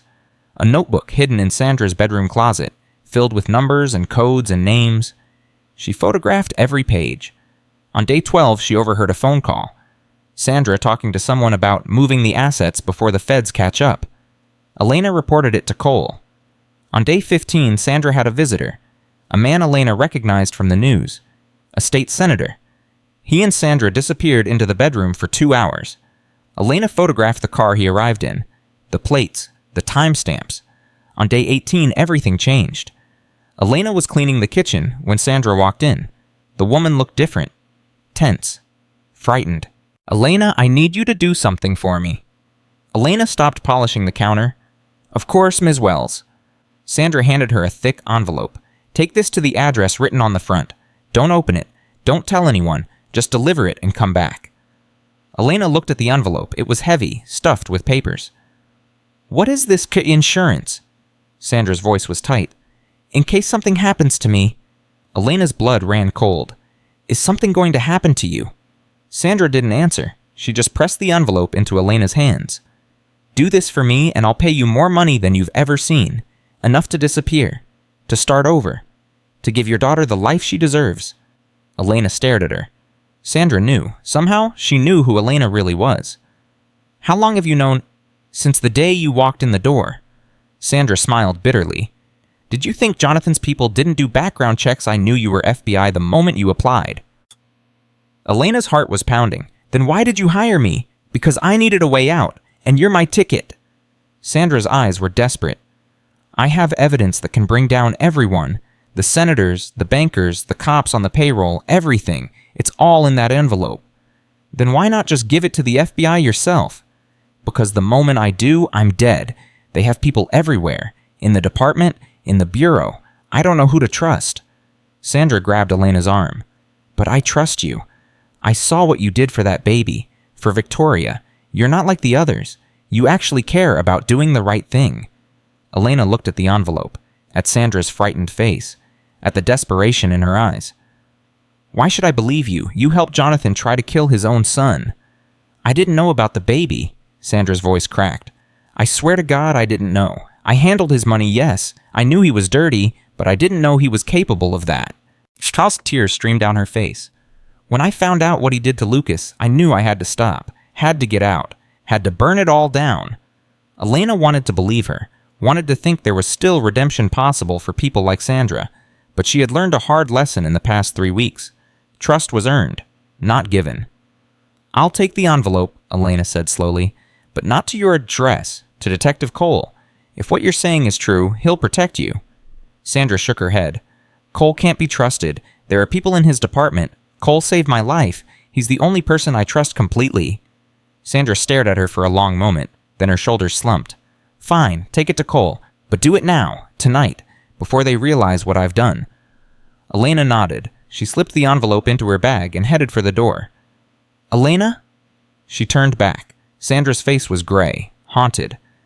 "If this doesn't work, if something happens to me, tell my daughter I'm sorry. Tell her I tried to make it right at the end." Elena didn't know what to say, so she just nodded. She never saw Sandra Wells alive again. The car bomb went off at 11:47 p.m. Elena was 6 blocks away when she heard the explosion. She turned and saw the fireball rising into the night sky, orange and black and terrible. Her phone rang. "Cole." "Where are you?" "6 blocks from Sandra's building. I just heard, 'Get out of there, now. Don't go back to your apartment. Don't contact anyone. Just run.'" Elena ran. She ditched her phone in a garbage can, took 3 different buses, ended up at a motel in Commerce, paying cash for a room under a fake name. She sat on the bed, shaking, clutching the envelope that Sandra had died for. After an hour, she opened it. Inside were bank statements, wire transfers, names and dates and amounts, evidence of money flowing through shell companies frickled from drug cartels to real estate developments to political campaigns. And there on the last page, a list of names, people on Jonathan's payroll, police officers, judges, federal agents. Elena's eyes landed on one name and her blood turned to ice. Detective Marcus Cole. No, it wasn't possible. Cole had saved her life, had protected her, had put himself on the line again and again, but his name was there, on Sandra's list, with dates and payment amounts going back 3 years. Elena's mind raced. If Cole was dirty, then everything she had believed was a lie. Every protection, every promise, every reassurance. She had been a pawn, from the very beginning. Her hands trembled as she pulled out the burner phone Cole had given her for emergencies. She stared at it. If she called him now, if she told him what she had found, what would happen? Would he help her, or would he silence her? Elena thought about Maria, about the safe house where her daughter was waiting, protected by marshals that Cole had assigned. If Cole was dirty, then Maria wasn't safe. No one was safe. She had to get to her daughter, had to warn her, had to run. But first she needed help, real help, from someone she could trust. Elena thought about everyone she knew, everyone she had met in the past 3 weeks, and one name kept coming back. Margaret Chen, the FBI informant, the woman who had worked undercover for 8 months, the woman who had tried to bring down Jonathan's network from the inside. Elena didn't trust Margaret, but she trusted her even less than she trusted Cole right now, and sometimes the enemy of your enemy was your only option. She found a payphone 3 blocks from the motel, dialed the number Margaret had left with Cole's assistant. It rang 6 times before someone answered. "Who is this for me? Elena Vasquez. I have Sandra Wells's evidence, and I have proof that Detective Cole is dirty." A long pause. Then Margaret's voice sharp and urgent. "Where are you? I'm not telling you until I know my daughter is safe." "Your daughter is at the safe house in—" "Not anymore. I'm pulling her out, tonight." "Elena, listen to me. If Cole is compromised, then the people guarding Maria might be too.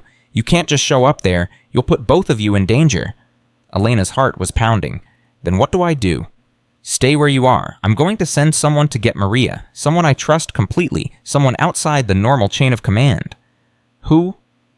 "Her name is Special Agent Diaz. She's FBI, but she reports directly to Washington. Cole doesn't even know she exists." Elena wanted to believe her, wanted to trust that someone could save her daughter. "How do I know you're not lying? How do I know you're not part of it too?" Margaret's voice softened. "You don't. You're just going to have to take a leap of faith. The same leap you took when you dug that baby out of the ground." Elena closed her eyes. Thought about Lucas. About the moment she heard his cry from beneath the earth. About the choice she made to dig instead of walk away. She had trusted her instincts then. She would trust them now. The motel is called the Sunrise Inn, Commerce Boulevard, room 12. "Don't move. Don't talk to anyone. I'll have Diaz there within the hour." The line went dead. Elena walked back to the motel, locked the door, pushed the dresser in front of it, sat on the bed with Sandra's envelope clutched to her chest, and waited. 47 minutes later, there was a knock at the door. "Elena Vasquez, I'm Special Agent Diaz. Margaret Chen sent me." Elena didn't move. "Show me your badge, under the door." A moment later, a badge slid through the gap. Elena picked it up, examined it. It looked real. "How do I know this isn't fake?" "You don't, but if I wanted to kill you, I wouldn't be knocking." Elena thought about that. It was a fair point. She moved the dresser and opened the door. Agent Diaz was younger than Elena expected. Late 20s, dark hair, sharp eyes. She was alone. We need to move. Now. I have Maria in a car 2 blocks away. Elena's heart leaped. She's here. She's safe. She's safe, but she won't be for long if we don't get out of this city. Elena grabbed the envelope and followed Diaz out of the motel. They walked quickly through dark streets, past closed businesses and sleeping houses. The car was exactly where Diaz said it would be, a black SUV with tinted windows. And there in the back seat was Maria. Elena yanked the door open and pulled her daughter into her arms. Mom, oh God, Mom, I was so scared. They came and got me in the middle of the night, said you were in trouble, said we had to go. I'm okay, mija, I'm okay. We're leaving. We're getting out of here. Diaz climbed into the driver's seat. Buckle up, we've got a long drive ahead. The SUV pulled away from the curb and merged onto the empty highway. The city lights faded behind them. The darkness swallowed everything. Elena sat in the back seat holding Maria, watching the road ahead. She had the evidence. She had her daughter. She had a chance. But somewhere out there, Cole was still free. Jonathan's network was still operating, and the people who wanted her dead were still hunting. This wasn't over. It was just beginning. The SUV cut through the darkness at 90 miles per hour. Elena kept her arm wrapped around Maria, feeling her daughter's heartbeat against her side. Fast, scared, but alive. Agent Diaz checked the rearview mirror for the 20th time in 10 minutes. We're being followed. Elena's blood went cold. She turned and looked through the back window. Headlights, 2 sets, maybe half a mile behind them. Are you sure? They've matched every turn we've made since we left Commerce, 3 different routes. No one does that by accident. Maria gripped Elena's hand. Mom, what do we do? Elena looked at Diaz. Can you lose them? I can try. Diaz pressed the accelerator. The SUV surged forward, the engine roaring. But if they're who I think they are, they know these roads better than I do. Who do you think they are? Diaz didn't answer. She jerked the wheel hard to the right, sending the SUV screaming down an off-ramp. Elena and Maria slammed against the door. Behind them, the headlights followed. Hold on, Diaz said. She killed the headlights and took a sharp left onto a dirt road. The SUV bounced and shuddered over rough terrain. Elena couldn't see anything through the windshield except darkness. Where are we going? Somewhere they won't expect. The dirt road twisted through what felt like wilderness. After 3 minutes, Diaz pulled the SUV behind a cluster of trees and cut the engine. Everyone down, don't make a sound. Elena pulled Maria onto the floor of the back seat. They lay there, barely breathing, listening. Car engines. Getting closer, getting louder, then stopping, doors opening, footsteps on gravel. They went this way. A man's voice, rough, impatient. Find them. More footsteps, spreading out, searching. Elena pressed her hand over Maria's mouth. Her daughter's eyes were wide with terror. A flashlight beam swept across the SUV's windows. Elena's heart stopped. The beam moved on. Footsteps crunched past inches from where they were hiding. Elena could hear the man breathing, could smell cigarette smoke. Then the footsteps faded. They're not here, the rough voice again. Must have taken the other fork. Boss isn't going to like this. Boss can deal with it. Let's go. Car doors slammed. Engine started. The sound faded into the distance. Elena didn't move, didn't breathe, not for another 5 minutes. Finally, Diaz raised her head. They're gone. For now. Elena helped Maria back onto the seat. Her daughter was shaking so hard her teeth were chattering. Mom, I can't do this. I can't. I'm so scared. I know, mija. I know. Elena pulled her close. But we're alive. We're together. That's what matters. Diaz started the engine and pulled back onto the dirt road. We can't go to the original safe house. If Cole is compromised, he knows all our locations. Then where do we go? I have a place, off the books. Not even Margaret knows about it. Diaz glanced at Elena in the rearview mirror. It's not fancy, but it's secure. How far? 4 hours, maybe 5. Elena looked at Maria, who had finally stopped shaking. Her daughter's eyes were closed, her breathing slowly evening out. Drive, Elena said. We'll be ready. They reached the safe house at 4:17 a.m. It was a cabin in the mountains somewhere north of San Bernardino. No neighbors, no cell service, nothing but trees and silence. Diaz led them inside and locked the door behind them. There's food in the pantry, water, a generator for power. We can stay here for a few days while I figure out our next move. Maria collapsed onto a worn couch and was asleep within seconds. Elena covered her with a blanket, then turned to Diaz. I need to ask you something. Diaz nodded. Go ahead. How do I know you're not one of them? How do I know this isn't another trap? Diaz sat down at a small wooden table. Her face was tired, older than it had looked a few hours ago. You don't, You can't. That's the truth. She paused. But I can tell you why I'm doing this. My brother was a cop in San Diego. Good cop, honest. He found out about a money laundering operation run by people connected to Jonathan Whitmore's network. He tried to report it. Elena waited. They killed him. Made it look like a suicide. I was 23 years old. I'm sorry. I've spent 7 years trying to bring these people down. 7 years of undercover work, dead ends, watching guilty people walk free. Diaz met Elena's eyes. You have Sandra's evidence. That envelope is the key to everything I've been working toward. If you give it to the wrong person, it disappears. If you give it to me, I can make sure it reaches people who will actually use it. Elena thought about the envelope still clutched in her bag. Thought about all the names inside, all the crimes, all the victims. Why should I trust you more than Cole? Because Cole's name is on that list. Mine isn't. Diaz leaned forward. Look, Elena, I know you've been through hell. I know everyone you've trusted has let you down, but we're on the same side here. We both want justice. We both want these people to pay. Elena studied her face, looking for lies, looking for hidden agendas, but all she saw was exhaustion and grief, and something that looked like hope. Okay, Elena said. I'll trust you for now. That's all I'm asking. Elena handed her the envelope. Diaz opened it carefully, spreading the documents across the table. Her eyes moved quickly, scanning names and numbers. Jesus, she whispered. Sandra wasn't kidding. This is everything. Bank accounts in the Caymans, shell companies in Delaware, payments to judges, police chiefs, even a congressman. She looked up at Elena. Do you understand what this means? It means we can bring them down. It means we can bring down the whole damn system. Diaz's voice was fierce. But we have to be smart about it. We can't go through normal channels.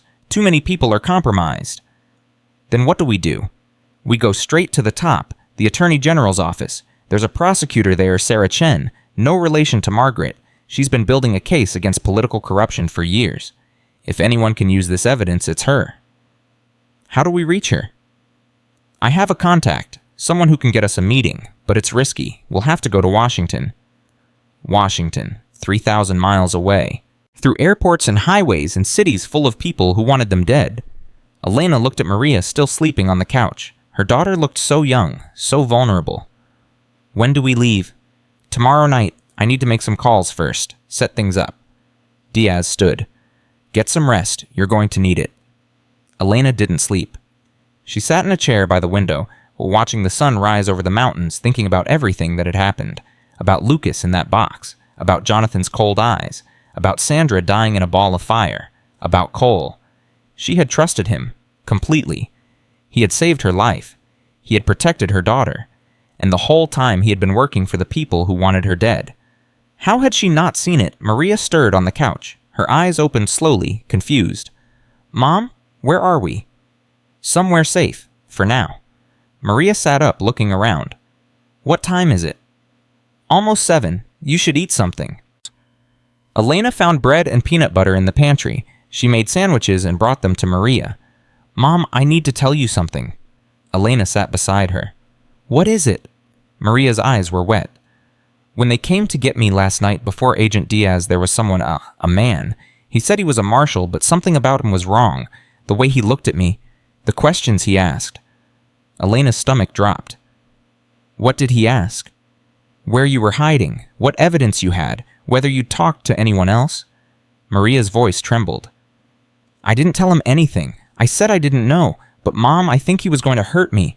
I think if Agent Diaz hadn't shown up when she did... Elena pulled her daughter into a fierce hug. He's never going to touch you. No one is ever going to hurt you. I promise. How can you promise that these people are everywhere? They're in the police, the FBI, everywhere. How do we fight something like that? Elena pulled back and looked at her daughter's face, so scared, so lost. Do you remember what I told you about crossing the border, about your Aunt Rosa? Maria nodded. When we were in that desert, when Rosa was dying, I wanted to give up. I wanted to lie down in the sand and let it end, but I didn't. Because I knew that if I gave up, the people who tried to stop us would win. The coyotes who abandoned us. The sun that killed my sister. The world that didn't care if we lived or died. Elena's voice hardened. I decided that day that I would never give up. No matter how bad it got, no matter how scared I was, I would keep fighting until I couldn't fight anymore. Maria stared at her. And you've been fighting ever since. Yes. And now I need you to fight with me. Not with fists, with courage, with hope, with the belief that what we're doing matters. Elena squeezed her hands. Can you do that, mija? Can you be brave for just a little longer? Maria was silent for a moment, then she nodded. I can be brave, like you. Elena kissed her forehead. You're braver than you know. They spent the day preparing. Diaz made phone calls on a satellite phone she had hidden in the cabin. Elena sorted through Sandra's documents, organizing them by category, making notes about what each page contained. Maria helped. She was good with numbers with patterns. She found connections that Elena had missed. Mom, look at this. Maria pointed to 2 different bank statements. These transfers happened on the same day 3 years apart, exact same amount, $847,000, and they both went to the same account in the Caymans. Elena looked at the account number, looked at the name attached to it. Her blood turned to ice. Detective Cole's wife. What? The account. It's in the name of Patricia Cole.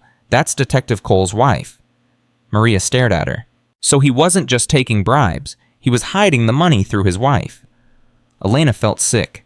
Cole had stood in her apartment, had looked her in the eye, had promised to protect her and her daughter, and the whole time his wife had been laundering money for the people trying to kill them. She showed the documents to Diaz. This confirms everything, Diaz said. Cole isn't just dirty. He's one of their key operators. He's probably the one who arranged Sandra's murder. And the men who came for Maria last night. Cole's people, has to be. Diaz's face was grim. Which means he knows we're onto him. He's going to be desperate. What does that mean for us? It means we need to move faster than planned. Washington can't wait until tomorrow night. Diaz checked her phone. I'm going to call Sarah Chen directly, see if she can meet us tonight. Tonight, but we're hundreds of miles away. There's a private airstrip about 2 hours from here. I know a pilot who owes me a favor. If I can get us on a plane by midnight, we can be in D.C. by morning. Elena looked at Maria. Her daughter nodded. Do it, Elena said. Call her. The next 6 hours were a blur of preparation. Diaz made arrangements. Elena organized the evidence into a briefcase. Maria packed what little they had. At 9 p.m. they piled into the SUV and headed for the airstrip. The drive was tense. Every set of headlights made Elena's heart race. Every shadow seemed like a threat. But they made it to the airstrip without incident.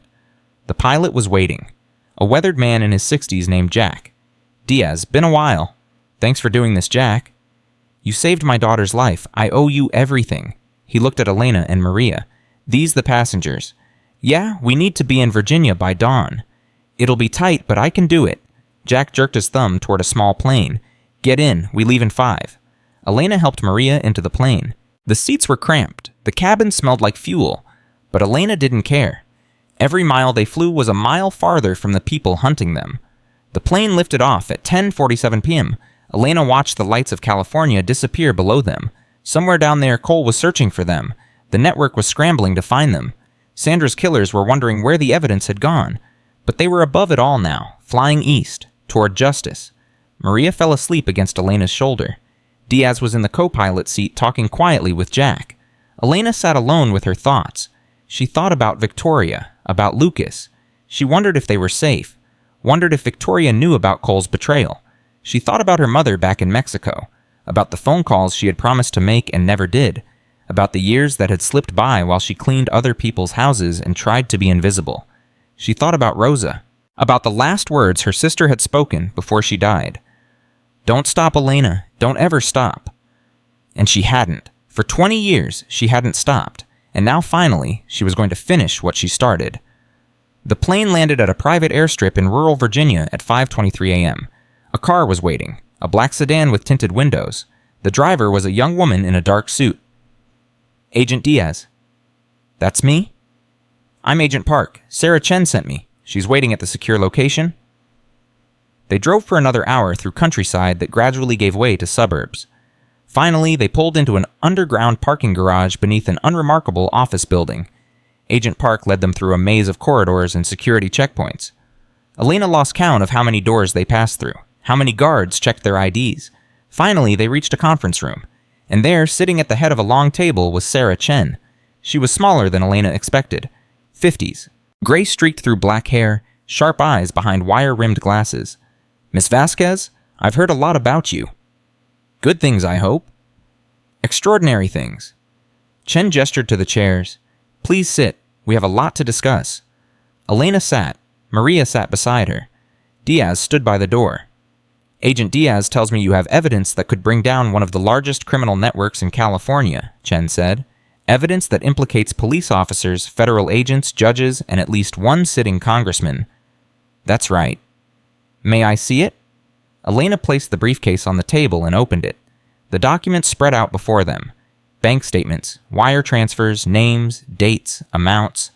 Chen studied them in silence for almost 10 minutes. Her expression didn't change, but Elena saw her hands tighten on the edge of the table. This is remarkable, Chen said finally. This is exactly what we've been looking for. Can you use it? I can do more than use it. I can destroy them. Chen looked up. But I need to ask you something first. Something important. Go ahead. Are you willing to testify in court on the record because this evidence is powerful, but it's not enough on its own? We need witnesses, people who can connect the dots, people who saw what happened and can tell the world. Elena thought about everything she had been through, the death threats, the assassination attempts, the terror of watching her daughter almost get kidnapped.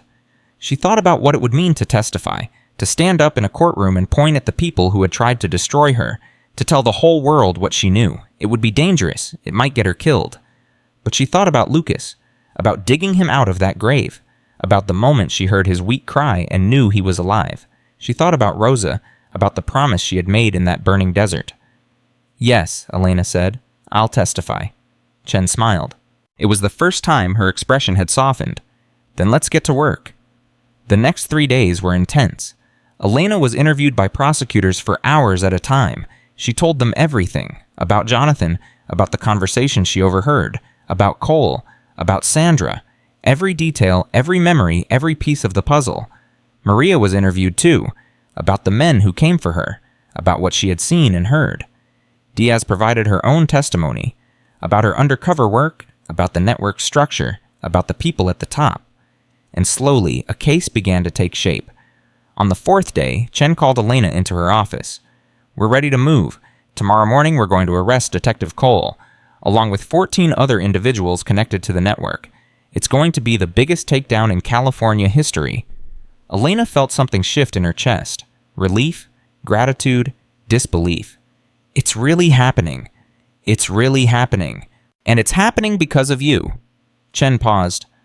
There's something else. Victoria Whitmore called this morning. She wants to see you. Victoria? Is she okay? She's safe.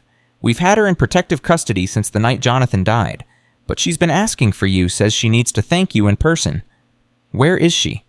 Downstairs, in one of the secure rooms. I can take you to her if you'd like. Elena nodded. Please. They walked through more corridors, more security checkpoints. Finally, Chen opened a door. Victoria was sitting on a small couch, Lucas in her arms. The baby was bigger now, healthier. His cheeks were pink and his eyes were bright. When Victoria saw Elena, tears immediately streamed down her face. Elena, oh God, Elena. Elena crossed the room and sat beside her. Victoria grabbed her hand. I don't know how to thank you, for everything, for saving Lucas, for saving me, for not giving up when everyone else would have. You helped too. You wore that wire, you risked everything. Only because you showed me how. Victoria looked at her son. He's going to grow up knowing your name, knowing what you did for him. When he's old enough to understand, I'm going to tell him about the cleaning lady who saved his life. Elena felt tears burning in her own eyes. He's beautiful. He's alive, because of you. Victoria paused. I heard about Cole, about everything. It's unbelievable. It's over now, or it will be tomorrow. But what happens to you after the trial? After all of this is done? Elena thought about that question. She had been so focused on surviving, on fighting, on reaching this moment, that she hadn't thought about what came next. I don't know, she admitted. I've never really thought about the future. There was never time. Victoria reached into her pocket and pulled out an envelope. I want you to have this. Elena opened it. Inside was a check. The amount made her gasp. Victoria, I can't. Yes, you can. You saved my son's life, twice. You almost died protecting us.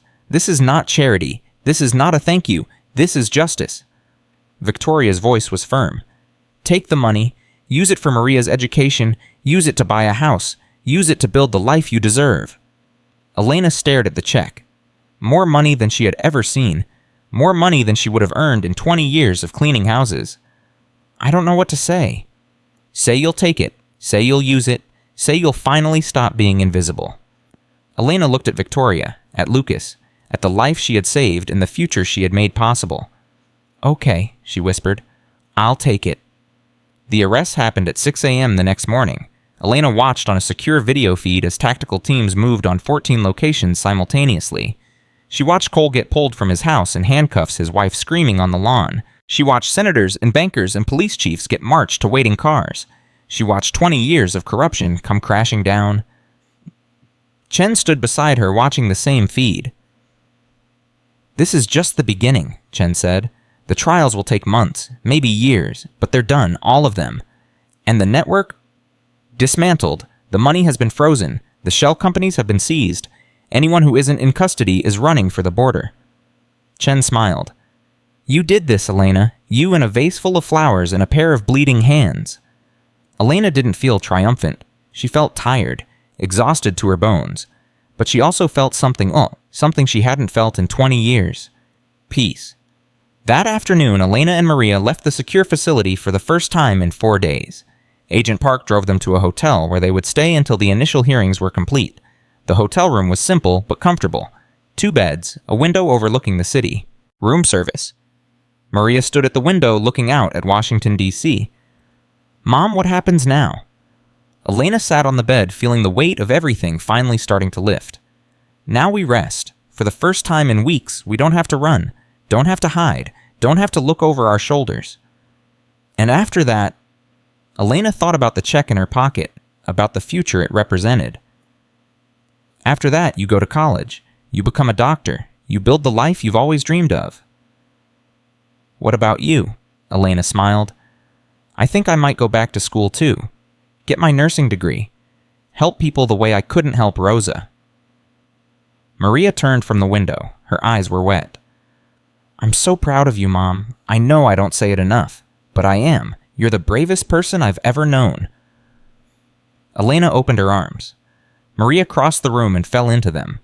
They held each other for a long time. 2 women who had survived the impossible. 2 women who had refused to give up. I love you, mija. I love you too, Mom. The phone rang. Elena answered. Miss Vasquez, this is the front desk. You have a visitor. Elena's heart skipped. Who is it? She says her name is Margaret Chen. She says it's important. Elena looked at Maria, then she spoke into the phone. Send her up. 5 minutes later, there was a knock at the door. Elena opened it. Margaret Chen stood in the hallway, the FBI informant, the woman who had started all of this by trying to bring down Jonathan from the inside. May I come in? Elena stepped aside. Margaret walked in and sat on one of the beds. She looked different than she had before. Younger, lighter, like a weight had been lifted from her shoulders. I wanted to thank you personally, Margaret said. What you did in the past week, no one else could have done. We had been trying to bring down this network for years, decades, and you did it in a month. I didn't do it alone? No, but you were the catalyst. The spark that set everything in motion. Margaret paused. I also wanted to tell you something. Something I learned during the arrests. What? Sandra Wells. Before she died, she told you about her daughter, asked you to pass on a message. Elena nodded. She said to tell her daughter she was sorry, that she tried to make it right. I found her daughter. She's 19 now, in college. Margaret's voice softened. I told her what Sandra did, how she gathered the evidence, how she gave it to you even though she knew it would get her killed, how she chose to do the right thing at the end. How did she take it? She cried. But she also said something. She said her mother had always taught her that it's never too late to change, that no matter how many mistakes you make, you can always choose to do better. Margaret looked at Elena. I thought you should know that your message got through, that Sandra's sacrifice meant something. Elena felt tears on her cheeks. She hadn't even realized she was crying. Thank you for telling me. Margaret stood. There's one more thing. The FBI is putting together a special unit to track down networks like Jonathan's, to find the corruption and root it out before it takes hold. That sounds important. It is, and they want to offer you a position. Elena stared at her. Me, but I'm not a trained agent. I'm just a... A cleaning lady, yes, I know. That's exactly what they want. Margaret smiled. Elena, you have a gift. You see things other people miss. You understand how power works, how the powerful hide their crimes. And you have something no amount of training can provide. You have courage. I don't know what to say. You don't have to say anything right now. Think about it. The offer will be there when you're ready. Margaret headed for the door. Whatever you decide, know that you've already done more than most people do in a lifetime. You've made a difference, a real difference. She left. Elena stood in the middle of the room, her mind spinning. Maria was watching her. Mom, are you okay? Elena looked at her daughter, at the future stretching out before both of them, at all the possibilities she had never allowed herself to imagine. Yeah, she said slowly. I think I'm going to be okay. That night, Elena couldn't sleep. She lay in bed staring at the ceiling, thinking about everything that had happened, everything that had changed. She thought about the job offer, about what it would mean to work for the FBI, to hunt down the corrupt and the powerful, to protect people like Victoria and Lucas, people like Maria. She thought about nursing school, about helping people in a different way, about healing instead of fighting. She thought about Rosa, about what her sister would think of everything that had happened. Would she be proud?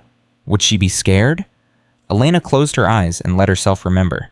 The desert, the heat, Rosa's face as she took her last breath. Don't stop, Rosa had whispered. Don't ever stop. Elena opened her eyes. She knew what she was going to do. In the morning, she called Margaret Chen. I've made my decision. And, Elena took a deep breath, I'm in. 6 months had passed since Elena made the call that changed her life. 6 months of training. 6 months of learning. 6 months of transforming from a cleaning lady into something else entirely. Elena stood in front of a mirror at the FBI training facility in Quantico, adjusting her new suit jacket. The woman staring back at her was almost unrecognizable. Same face, same eyes, but different, harder, stronger, no longer invisible. Agent Vasquez? The words still felt strange on her tongue, but they were hers now, earned with blood and tears and 20 years of surviving. A knock at the door. Mom, they're ready for you? Maria stood in the doorway, beaming. She had flown in from California for the graduation ceremony. Her first semester at UCLA had just ended pre-med full scholarship. The future Elena had always dreamed of for her daughter was finally becoming real. How do I look? Like someone I'm incredibly proud of. Elena felt tears threatening. She blinked them back. Don't make me cry, I just did my makeup. Too late. Maria crossed the room and hugged her. I love you, Mom. I'm so proud of you. I love you too, Mija, more than you'll ever know. They walked together toward the auditorium where the graduation ceremony would take place. Elena's mind wandered back over everything that had brought her here. The trials had started 3 months after the arrest. Cole went first. He had tried to cut a deal offering to testify against the others in exchange for leniency, but Sarah Chen had refused. She had enough evidence to convict everyone. She didn't need his cooperation. Cole's trial lasted 2 weeks. Elena testified for 3 days straight. She told the jury everything about how Cole had pretended to help her, how he had used her to flush out Sandra Wells, how he had sent men to kidnap Maria, how his wife had laundered money for the network for years. Cole watched her from the defense table the whole time. His eyes were cold, dead, the eyes of a man who had finally been exposed for what he really was. The jury convicted him in 4 hours, 25 years to life, no possibility of parole. Elena had watched them lead him away in handcuffs. He had looked at her one last time. She hadn't flinched, hadn't looked away. She had stared right back until he disappeared through the courtroom doors. This isn't over, he had said. You think you've won, but you haven't. There are people you'll never find. People who will never forget what you did. Elena had smiled. Then I'll spend the rest of my life looking for them. The other trials followed in quick succession. The congressmen, the judges, the police chiefs. One by one they fell. Sarah Chen was ruthless, unstoppable. She used Sandra's evidence like a surgical instrument, cutting away the corruption layer by layer. By the time it was over, 47 people had been convicted. Hundreds of millions in stolen money had been recovered. The network that Jonathan Whitmore had built was completely destroyed. And Elena Vasquez, the cleaning lady no one had ever noticed, was famous. She hadn't wanted the attention, had tried to stay out of the spotlight. But the media couldn't resist the story. The immigrant woman who had crossed the desert, who had cleaned floors for 20 years, who had dug a baby out of his grave with her bare hands and brought down one of the largest criminal networks in California history. They called her a hero. She still didn't feel like one. The graduation ceremony was small. 12 agents completing the accelerated program. Elena was the oldest by 15 years. She was also the only one who had been personally recruited by the deputy director. Margaret Chen sat in the front row watching as each agent received their badge and credentials. When Elena's name was called, Margaret stood and applauded. Elena walked across the stage, shook hands with the director, and accepted her badge. Special Agent Elena Vasquez, FBI Anti-Corruption Task Force. The applause was thunderous. Maria was crying. Margaret was smiling. And somewhere Elena liked to think Rosa was watching. After the ceremony, there was a reception. Elena stood awkwardly near the refreshment table, unused to being the center of attention. Margaret approached her with 2 glasses of champagne. "Congratulations, Agent Vasquez." Elena took the glass, but didn't drink. "It still doesn't feel real." "It will. Give it time." Margaret paused.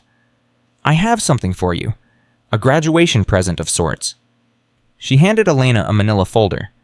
Elena opened it. Inside was a photograph.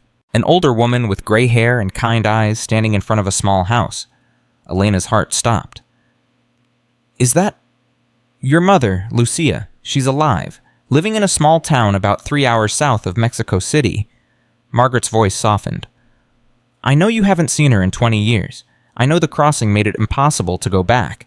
But things are different now. You're a federal agent. You have resources, access." Elena stared at the photograph. Her mother looked older, frailer, but alive. Alive after all these years. "How did you find her?" "I have my methods." Margaret smiled. "There's a flight leaving for Mexico City tomorrow morning. If you want it, I can have you on that plane." Elena couldn't speak, couldn't breathe. 20 years of separation. 20 years of phone calls that never happened. 20 years of guilt and grief and longing. "Maria comes too," she finally managed. "Of course. And after I get back, I want my first assignment." Margaret raised an eyebrow. "Already? I didn't go through all of this to sit behind a desk. There are people out there like Jonathan, like Cole, people who think they're above the law. I want to find them." Margaret studied her for a long moment. Then she nodded. "There's a case I've been tracking, a network operating out of Phoenix, money laundering, human trafficking, political corruption. Sound familiar?" "Very."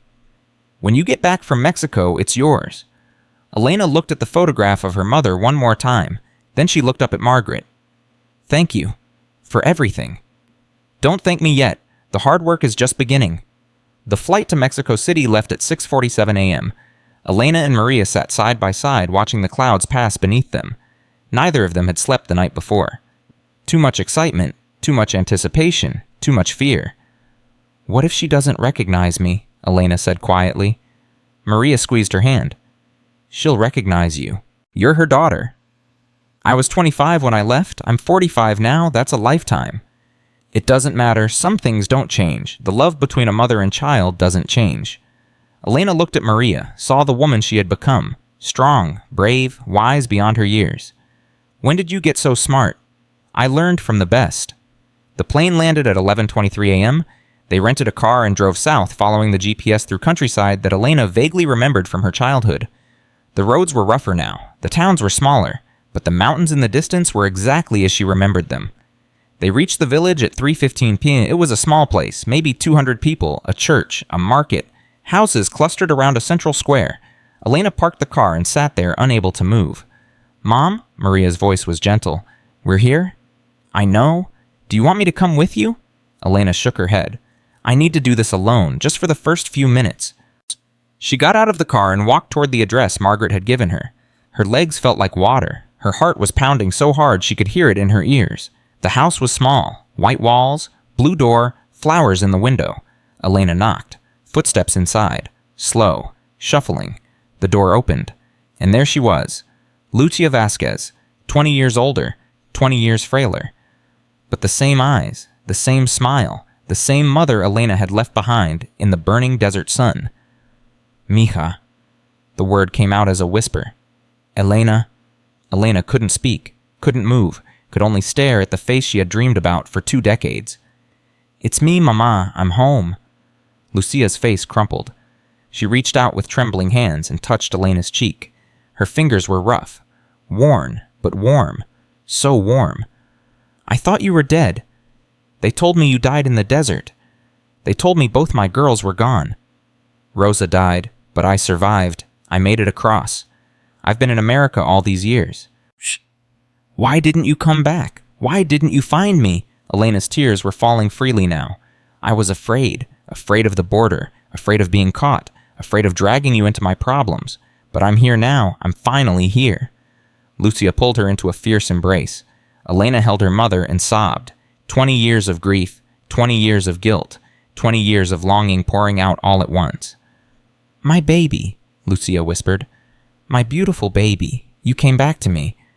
They stood in the doorway for a long time holding each other crying, making up for lost years. Finally, Elena pulled back and wiped her eyes. Mama, there's someone I want you to meet. She turned and waved toward the car. Maria got out and walked slowly toward them. Lucia's hand flew to her mouth. Is that your granddaughter? Maria. She's 16 years old. She's going to be a doctor. Maria reached the doorway and stood before her grandmother. For a moment, no one moved. Then Lucia opened her arms and Maria fell into them. My granddaughter, Lucia sobbed. My beautiful granddaughter. I never thought I would see you. Never thought I would hold you. Abuela, Maria whispered. I've heard so many stories about you. The three of them stood there, 3 generations of Vasquez women reunited at last. Elena looked at her mother and her daughter, and for the first time in 20 years, she felt complete. They stayed in Mexico for a week. Elena told her mother everything, about crossing the desert, about burying Rosa, about 20 years of cleaning houses and raising Maria and trying to survive. She told her about Jonathan Whitmore, about Lucas, about digging a baby out of his grave and bringing down a criminal empire. Lucia listened in silence, her eyes wide with wonder and horror. You did all that, she said when Elena finished. My little girl did all that. I had to. Someone had to. Lucia shook her head. You were always the brave one. Even when you were little, you never backed down from anything. I learned it from you, and from Rosa. Lucia's eyes filled with tears at the mention of her younger daughter. I miss her every day, every single day. Me too, Mama, me too. On the last night, Elena sat with her mother on the small porch, watching the sun set over the mountains. You're not staying, Lucia said. It wasn't a question. I can't. I have work to do, people to help. The FBI. Lucia shook her head. My daughter, the FBI agent. Your father would never believe it. Is he? He died. 8 years ago, his heart. Lucia's voice was sad but steady. He never stopped thinking about you. Never stopped hoping you were alive somewhere. Elena felt a fresh wave of grief. Another loss, another person she would never see again. I'm sorry I wasn't here. You're here now, that's what matters. Lucia took her hand. Promise me something. Anything. Come back, as often as you can. Don't let another 20 years pass. Elena squeezed her mother's hand. I promise. I'll come back, as often as I can. And be careful. These people you're fighting, they're dangerous. I know. But you're going to fight them anyway. Elena smiled. Someone has to. Lucia looked at her daughter for a long moment. Then she smiled too. Your sister would be proud of you, Rosa. She would be so proud. Elena thought about Rosa, about the girl who had died in the desert so that Elena could live, about the promise she had made over that unmarked grave. I know, Mama. I think about her every day. 2 weeks after returning from Mexico, Elena started her first case. The Phoenix Network was everything Margaret had described, and worse. Human trafficking, drug smuggling, political corruption reaching all the way to the state legislature. Elena went undercover as a cleaning lady at a luxury resort owned by the network's leader, a man named Victor Reyes. He was smarter than Jonathan, more careful, but he had the same weakness. He didn't see the help. For 3 months, Elena cleaned rooms and listened to conversations and photographed documents. She built relationships with other workers, most of them immigrants, most of them terrified of the men who employed them. She learned their stories. A woman from Guatemala whose husband had been killed by the cartel. A man from Honduras who had crossed 3 countries to give his children a better life. A girl barely 18 who had been trafficked across the border and forced to work in conditions that made Elena sick to her stomach. These were her people, the invisible ones, the forgotten ones, and Elena was going to set them free. The raid happened on a Tuesday night. 50 FBI agents, 20 local police officers who had been vetted by Elena herself. They hit 3 locations simultaneously, arresting Victor Reyes and 27 of his associates. Elena was there when they led Reyes out in handcuffs. He looked at her with confusion. I know you. You cleaned my office." Elena smiled. "I cleaned a lot more than that." "Who are you?" "Someone you should have noticed." The Phoenix case made national news. Elena's face was on every channel. Her name was in every paper. The cleaning lady who had done it again. This time she didn't run from the attention. She used it. She gave interviews, talked about immigration, about the exploitation of workers, about the invisible people who kept America running while America pretended they didn't exist. She became a voice, a symbol, a reminder that the people society overlooked were often the ones who saw the most. 1 year later, Elena stood in the lobby of UCLA Medical Center waiting. The graduation ceremony had just ended. Maria Elena Vasquez, newly minted Doctor of Medicine, was somewhere inside saying goodbye to her classmates. Elena's phone buzzed. A text from Margaret. "Turn on the news, Channel 4. Elena found a television in the waiting area. The screen showed a courthouse in Washington, D.C. A reporter was speaking. In a stunning development, former Detective Marcus Cole has been found dead in his cell at the federal prison in Virginia. Officials say it appears to be suicide, but an investigation is ongoing. Cole was serving a 25-year sentence for corruption and conspiracy." Elena stared at the screen. Cole was dead. The man who had hunted her, threatened her daughter, tried to destroy her life. Gone. She didn't know what to feel. Relief, satisfaction, something darker. "Mom," Elena turned.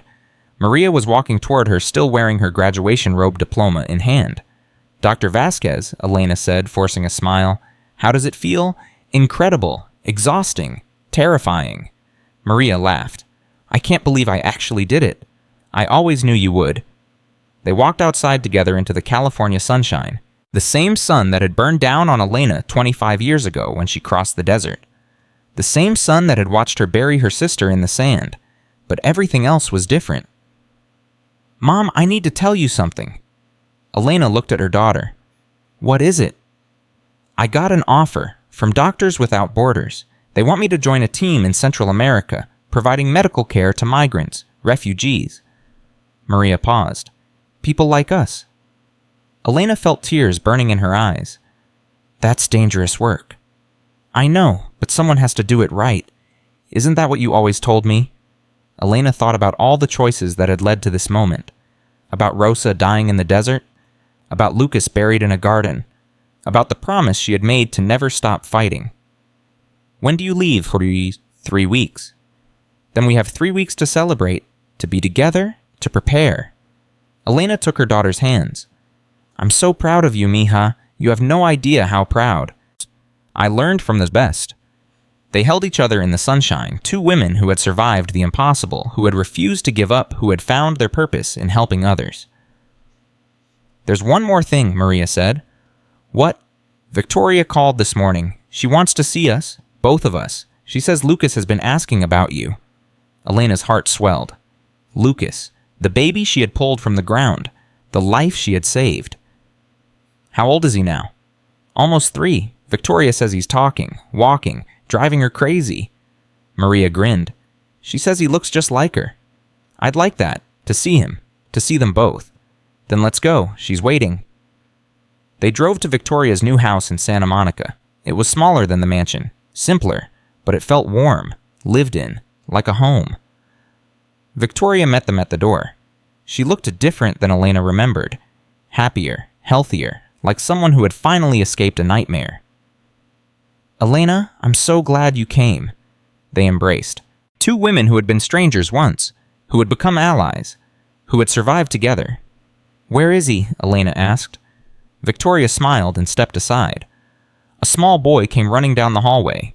Brown hair, bright eyes, cheeks flushed with excitement.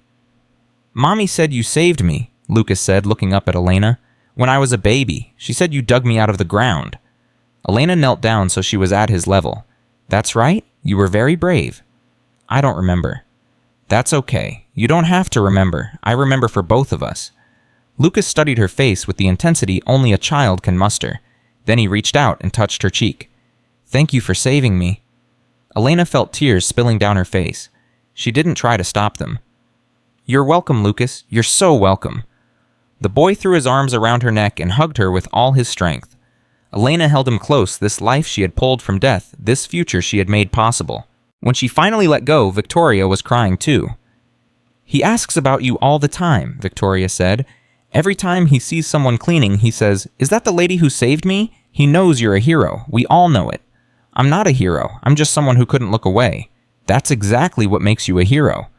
They stayed for dinner, talked for hours, laughed, cried, remembered. When it was time to leave, Victoria walked them to the door. What's next for you, Elena? Another case, another network to bring down. Elena thought about the files waiting on her desk, about the leads she was following, about all the invisible people out there who needed someone to fight for them. There's always another case, always more work to do. You're never going to stop, are you? Elena smiled. No, I'm never going to stop. Victoria hugged her one last time. Good. The world needs more people like you. Elena and Maria drove back toward the city as the sun set over the Pacific. The sky was painted in shades of orange and pink and purple, like something from a dream. Mom. Yes, mija. Do you ever regret it? Everything that happened? All the danger? All the fear? All the things you had to sacrifice? Elena thought about the question, thought about everything she had lost. Her sister, her homeland, 20 years of her life spent being invisible. But then she thought about everything she had gained, Maria, her mother, her purpose, the knowledge that she had made a difference, that she had saved lives, that she had stood up when everyone else looked away. No, she said finally, I don't regret any of it. Not even the scary parts, especially the scary parts. That's where you find out who you really are. Maria was quiet for a moment. Then she reached over and took Elena's hand. I want to be like you when I grow up. Elena laughed. You're already grown up, and you're already better than me. Not possible. Very possible.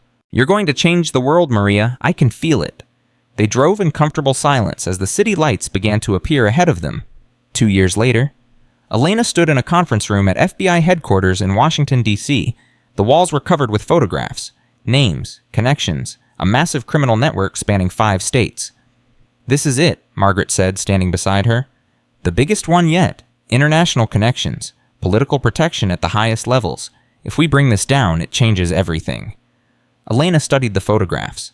The faces of men and women who thought they were untouchable, who thought they were above the law, who thought no one could see what they were doing. They were wrong. How long? 6 months, maybe a year. We'll need to place people inside, build trust, gather evidence. Do we have someone who can go undercover? Margaret smiled. I was hoping you'd ask. There's an opening at a resort in Miami. They're looking for cleaning staff. Elena laughed. It was the first time she had laughed about this in a long time. Some things never change. Would you want them to? Elena thought about the question.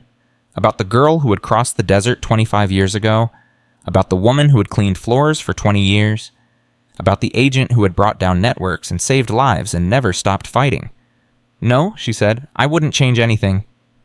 Her phone buzzed. A text from Maria, now stationed in Guatemala, running a clinic for refugees.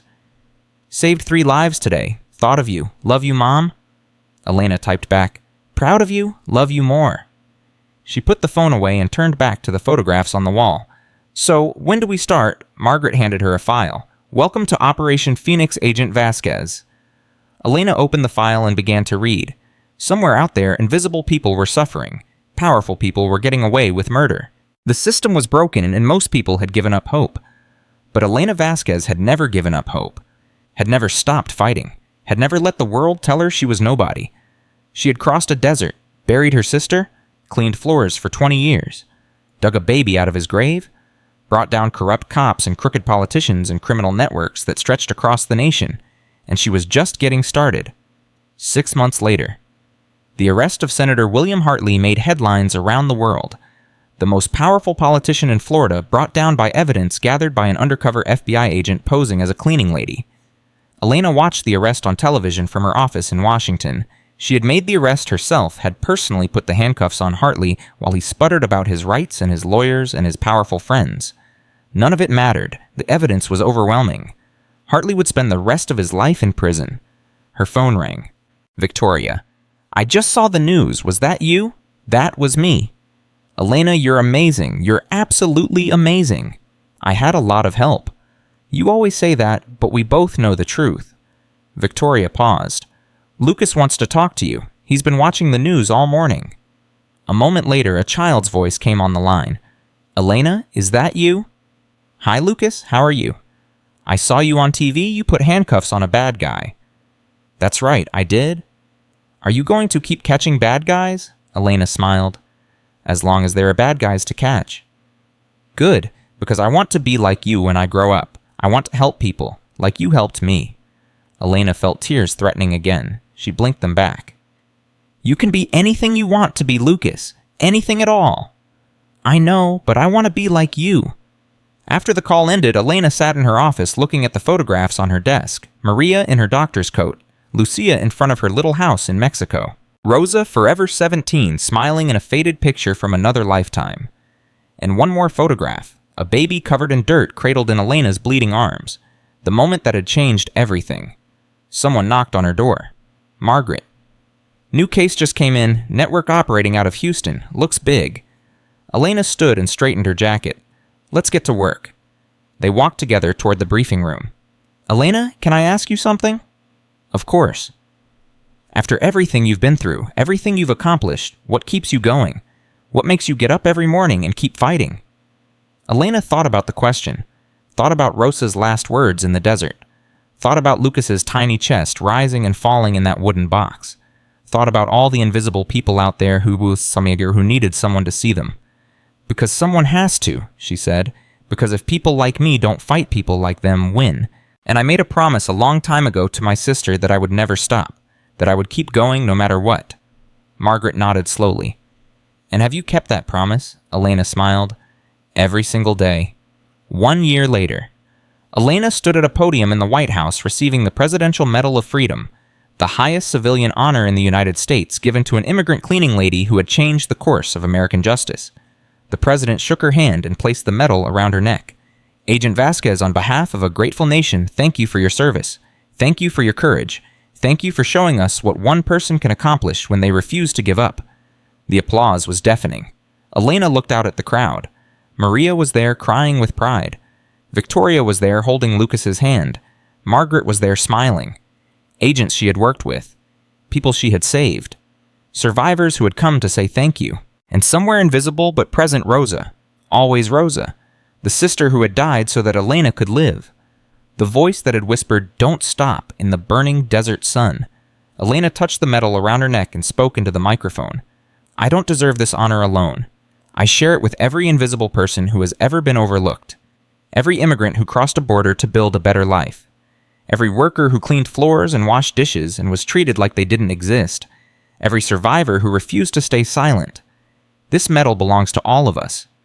She paused, gathering herself. 25 years ago, I was a girl who had just buried her sister in the Arizona desert. I had nothing. I was nobody. The world told me I would never matter, that I would never be seen, that I would never make a difference. Her voice grew stronger. But I'm here today to tell you that they were wrong. Every person matters. Every voice counts.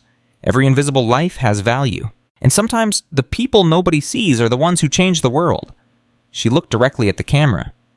So if you're out there right now feeling invisible, feeling hopeless, feeling like no one cares, I want you to know something. I see you. I was you. And your story isn't over. It's just beginning.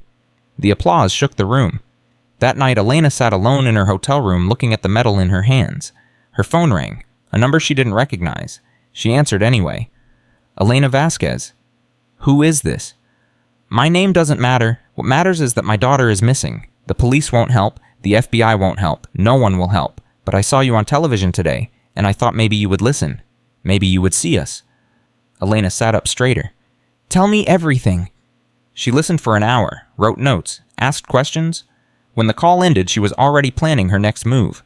The medal sat on the nightstand. The applause had faded. The ceremony was over, but the work was just beginning. Elena Vasquez picked up her phone and made a call. Margaret, I need a team. We have work to do. Because that's who she was now. Not a cleaning lady, not an invisible immigrant, not a victim. She was Elena Vasquez, FBI agent, fighter, survivor, voice for the voiceless. And she would never stop, not until every invisible person was seen. Not until every voice was heard, not until justice was done. She had crossed a desert and buried her sister and spent 20 years being nobody. She had dug a baby out of a grave and brought down an empire and changed the course of history.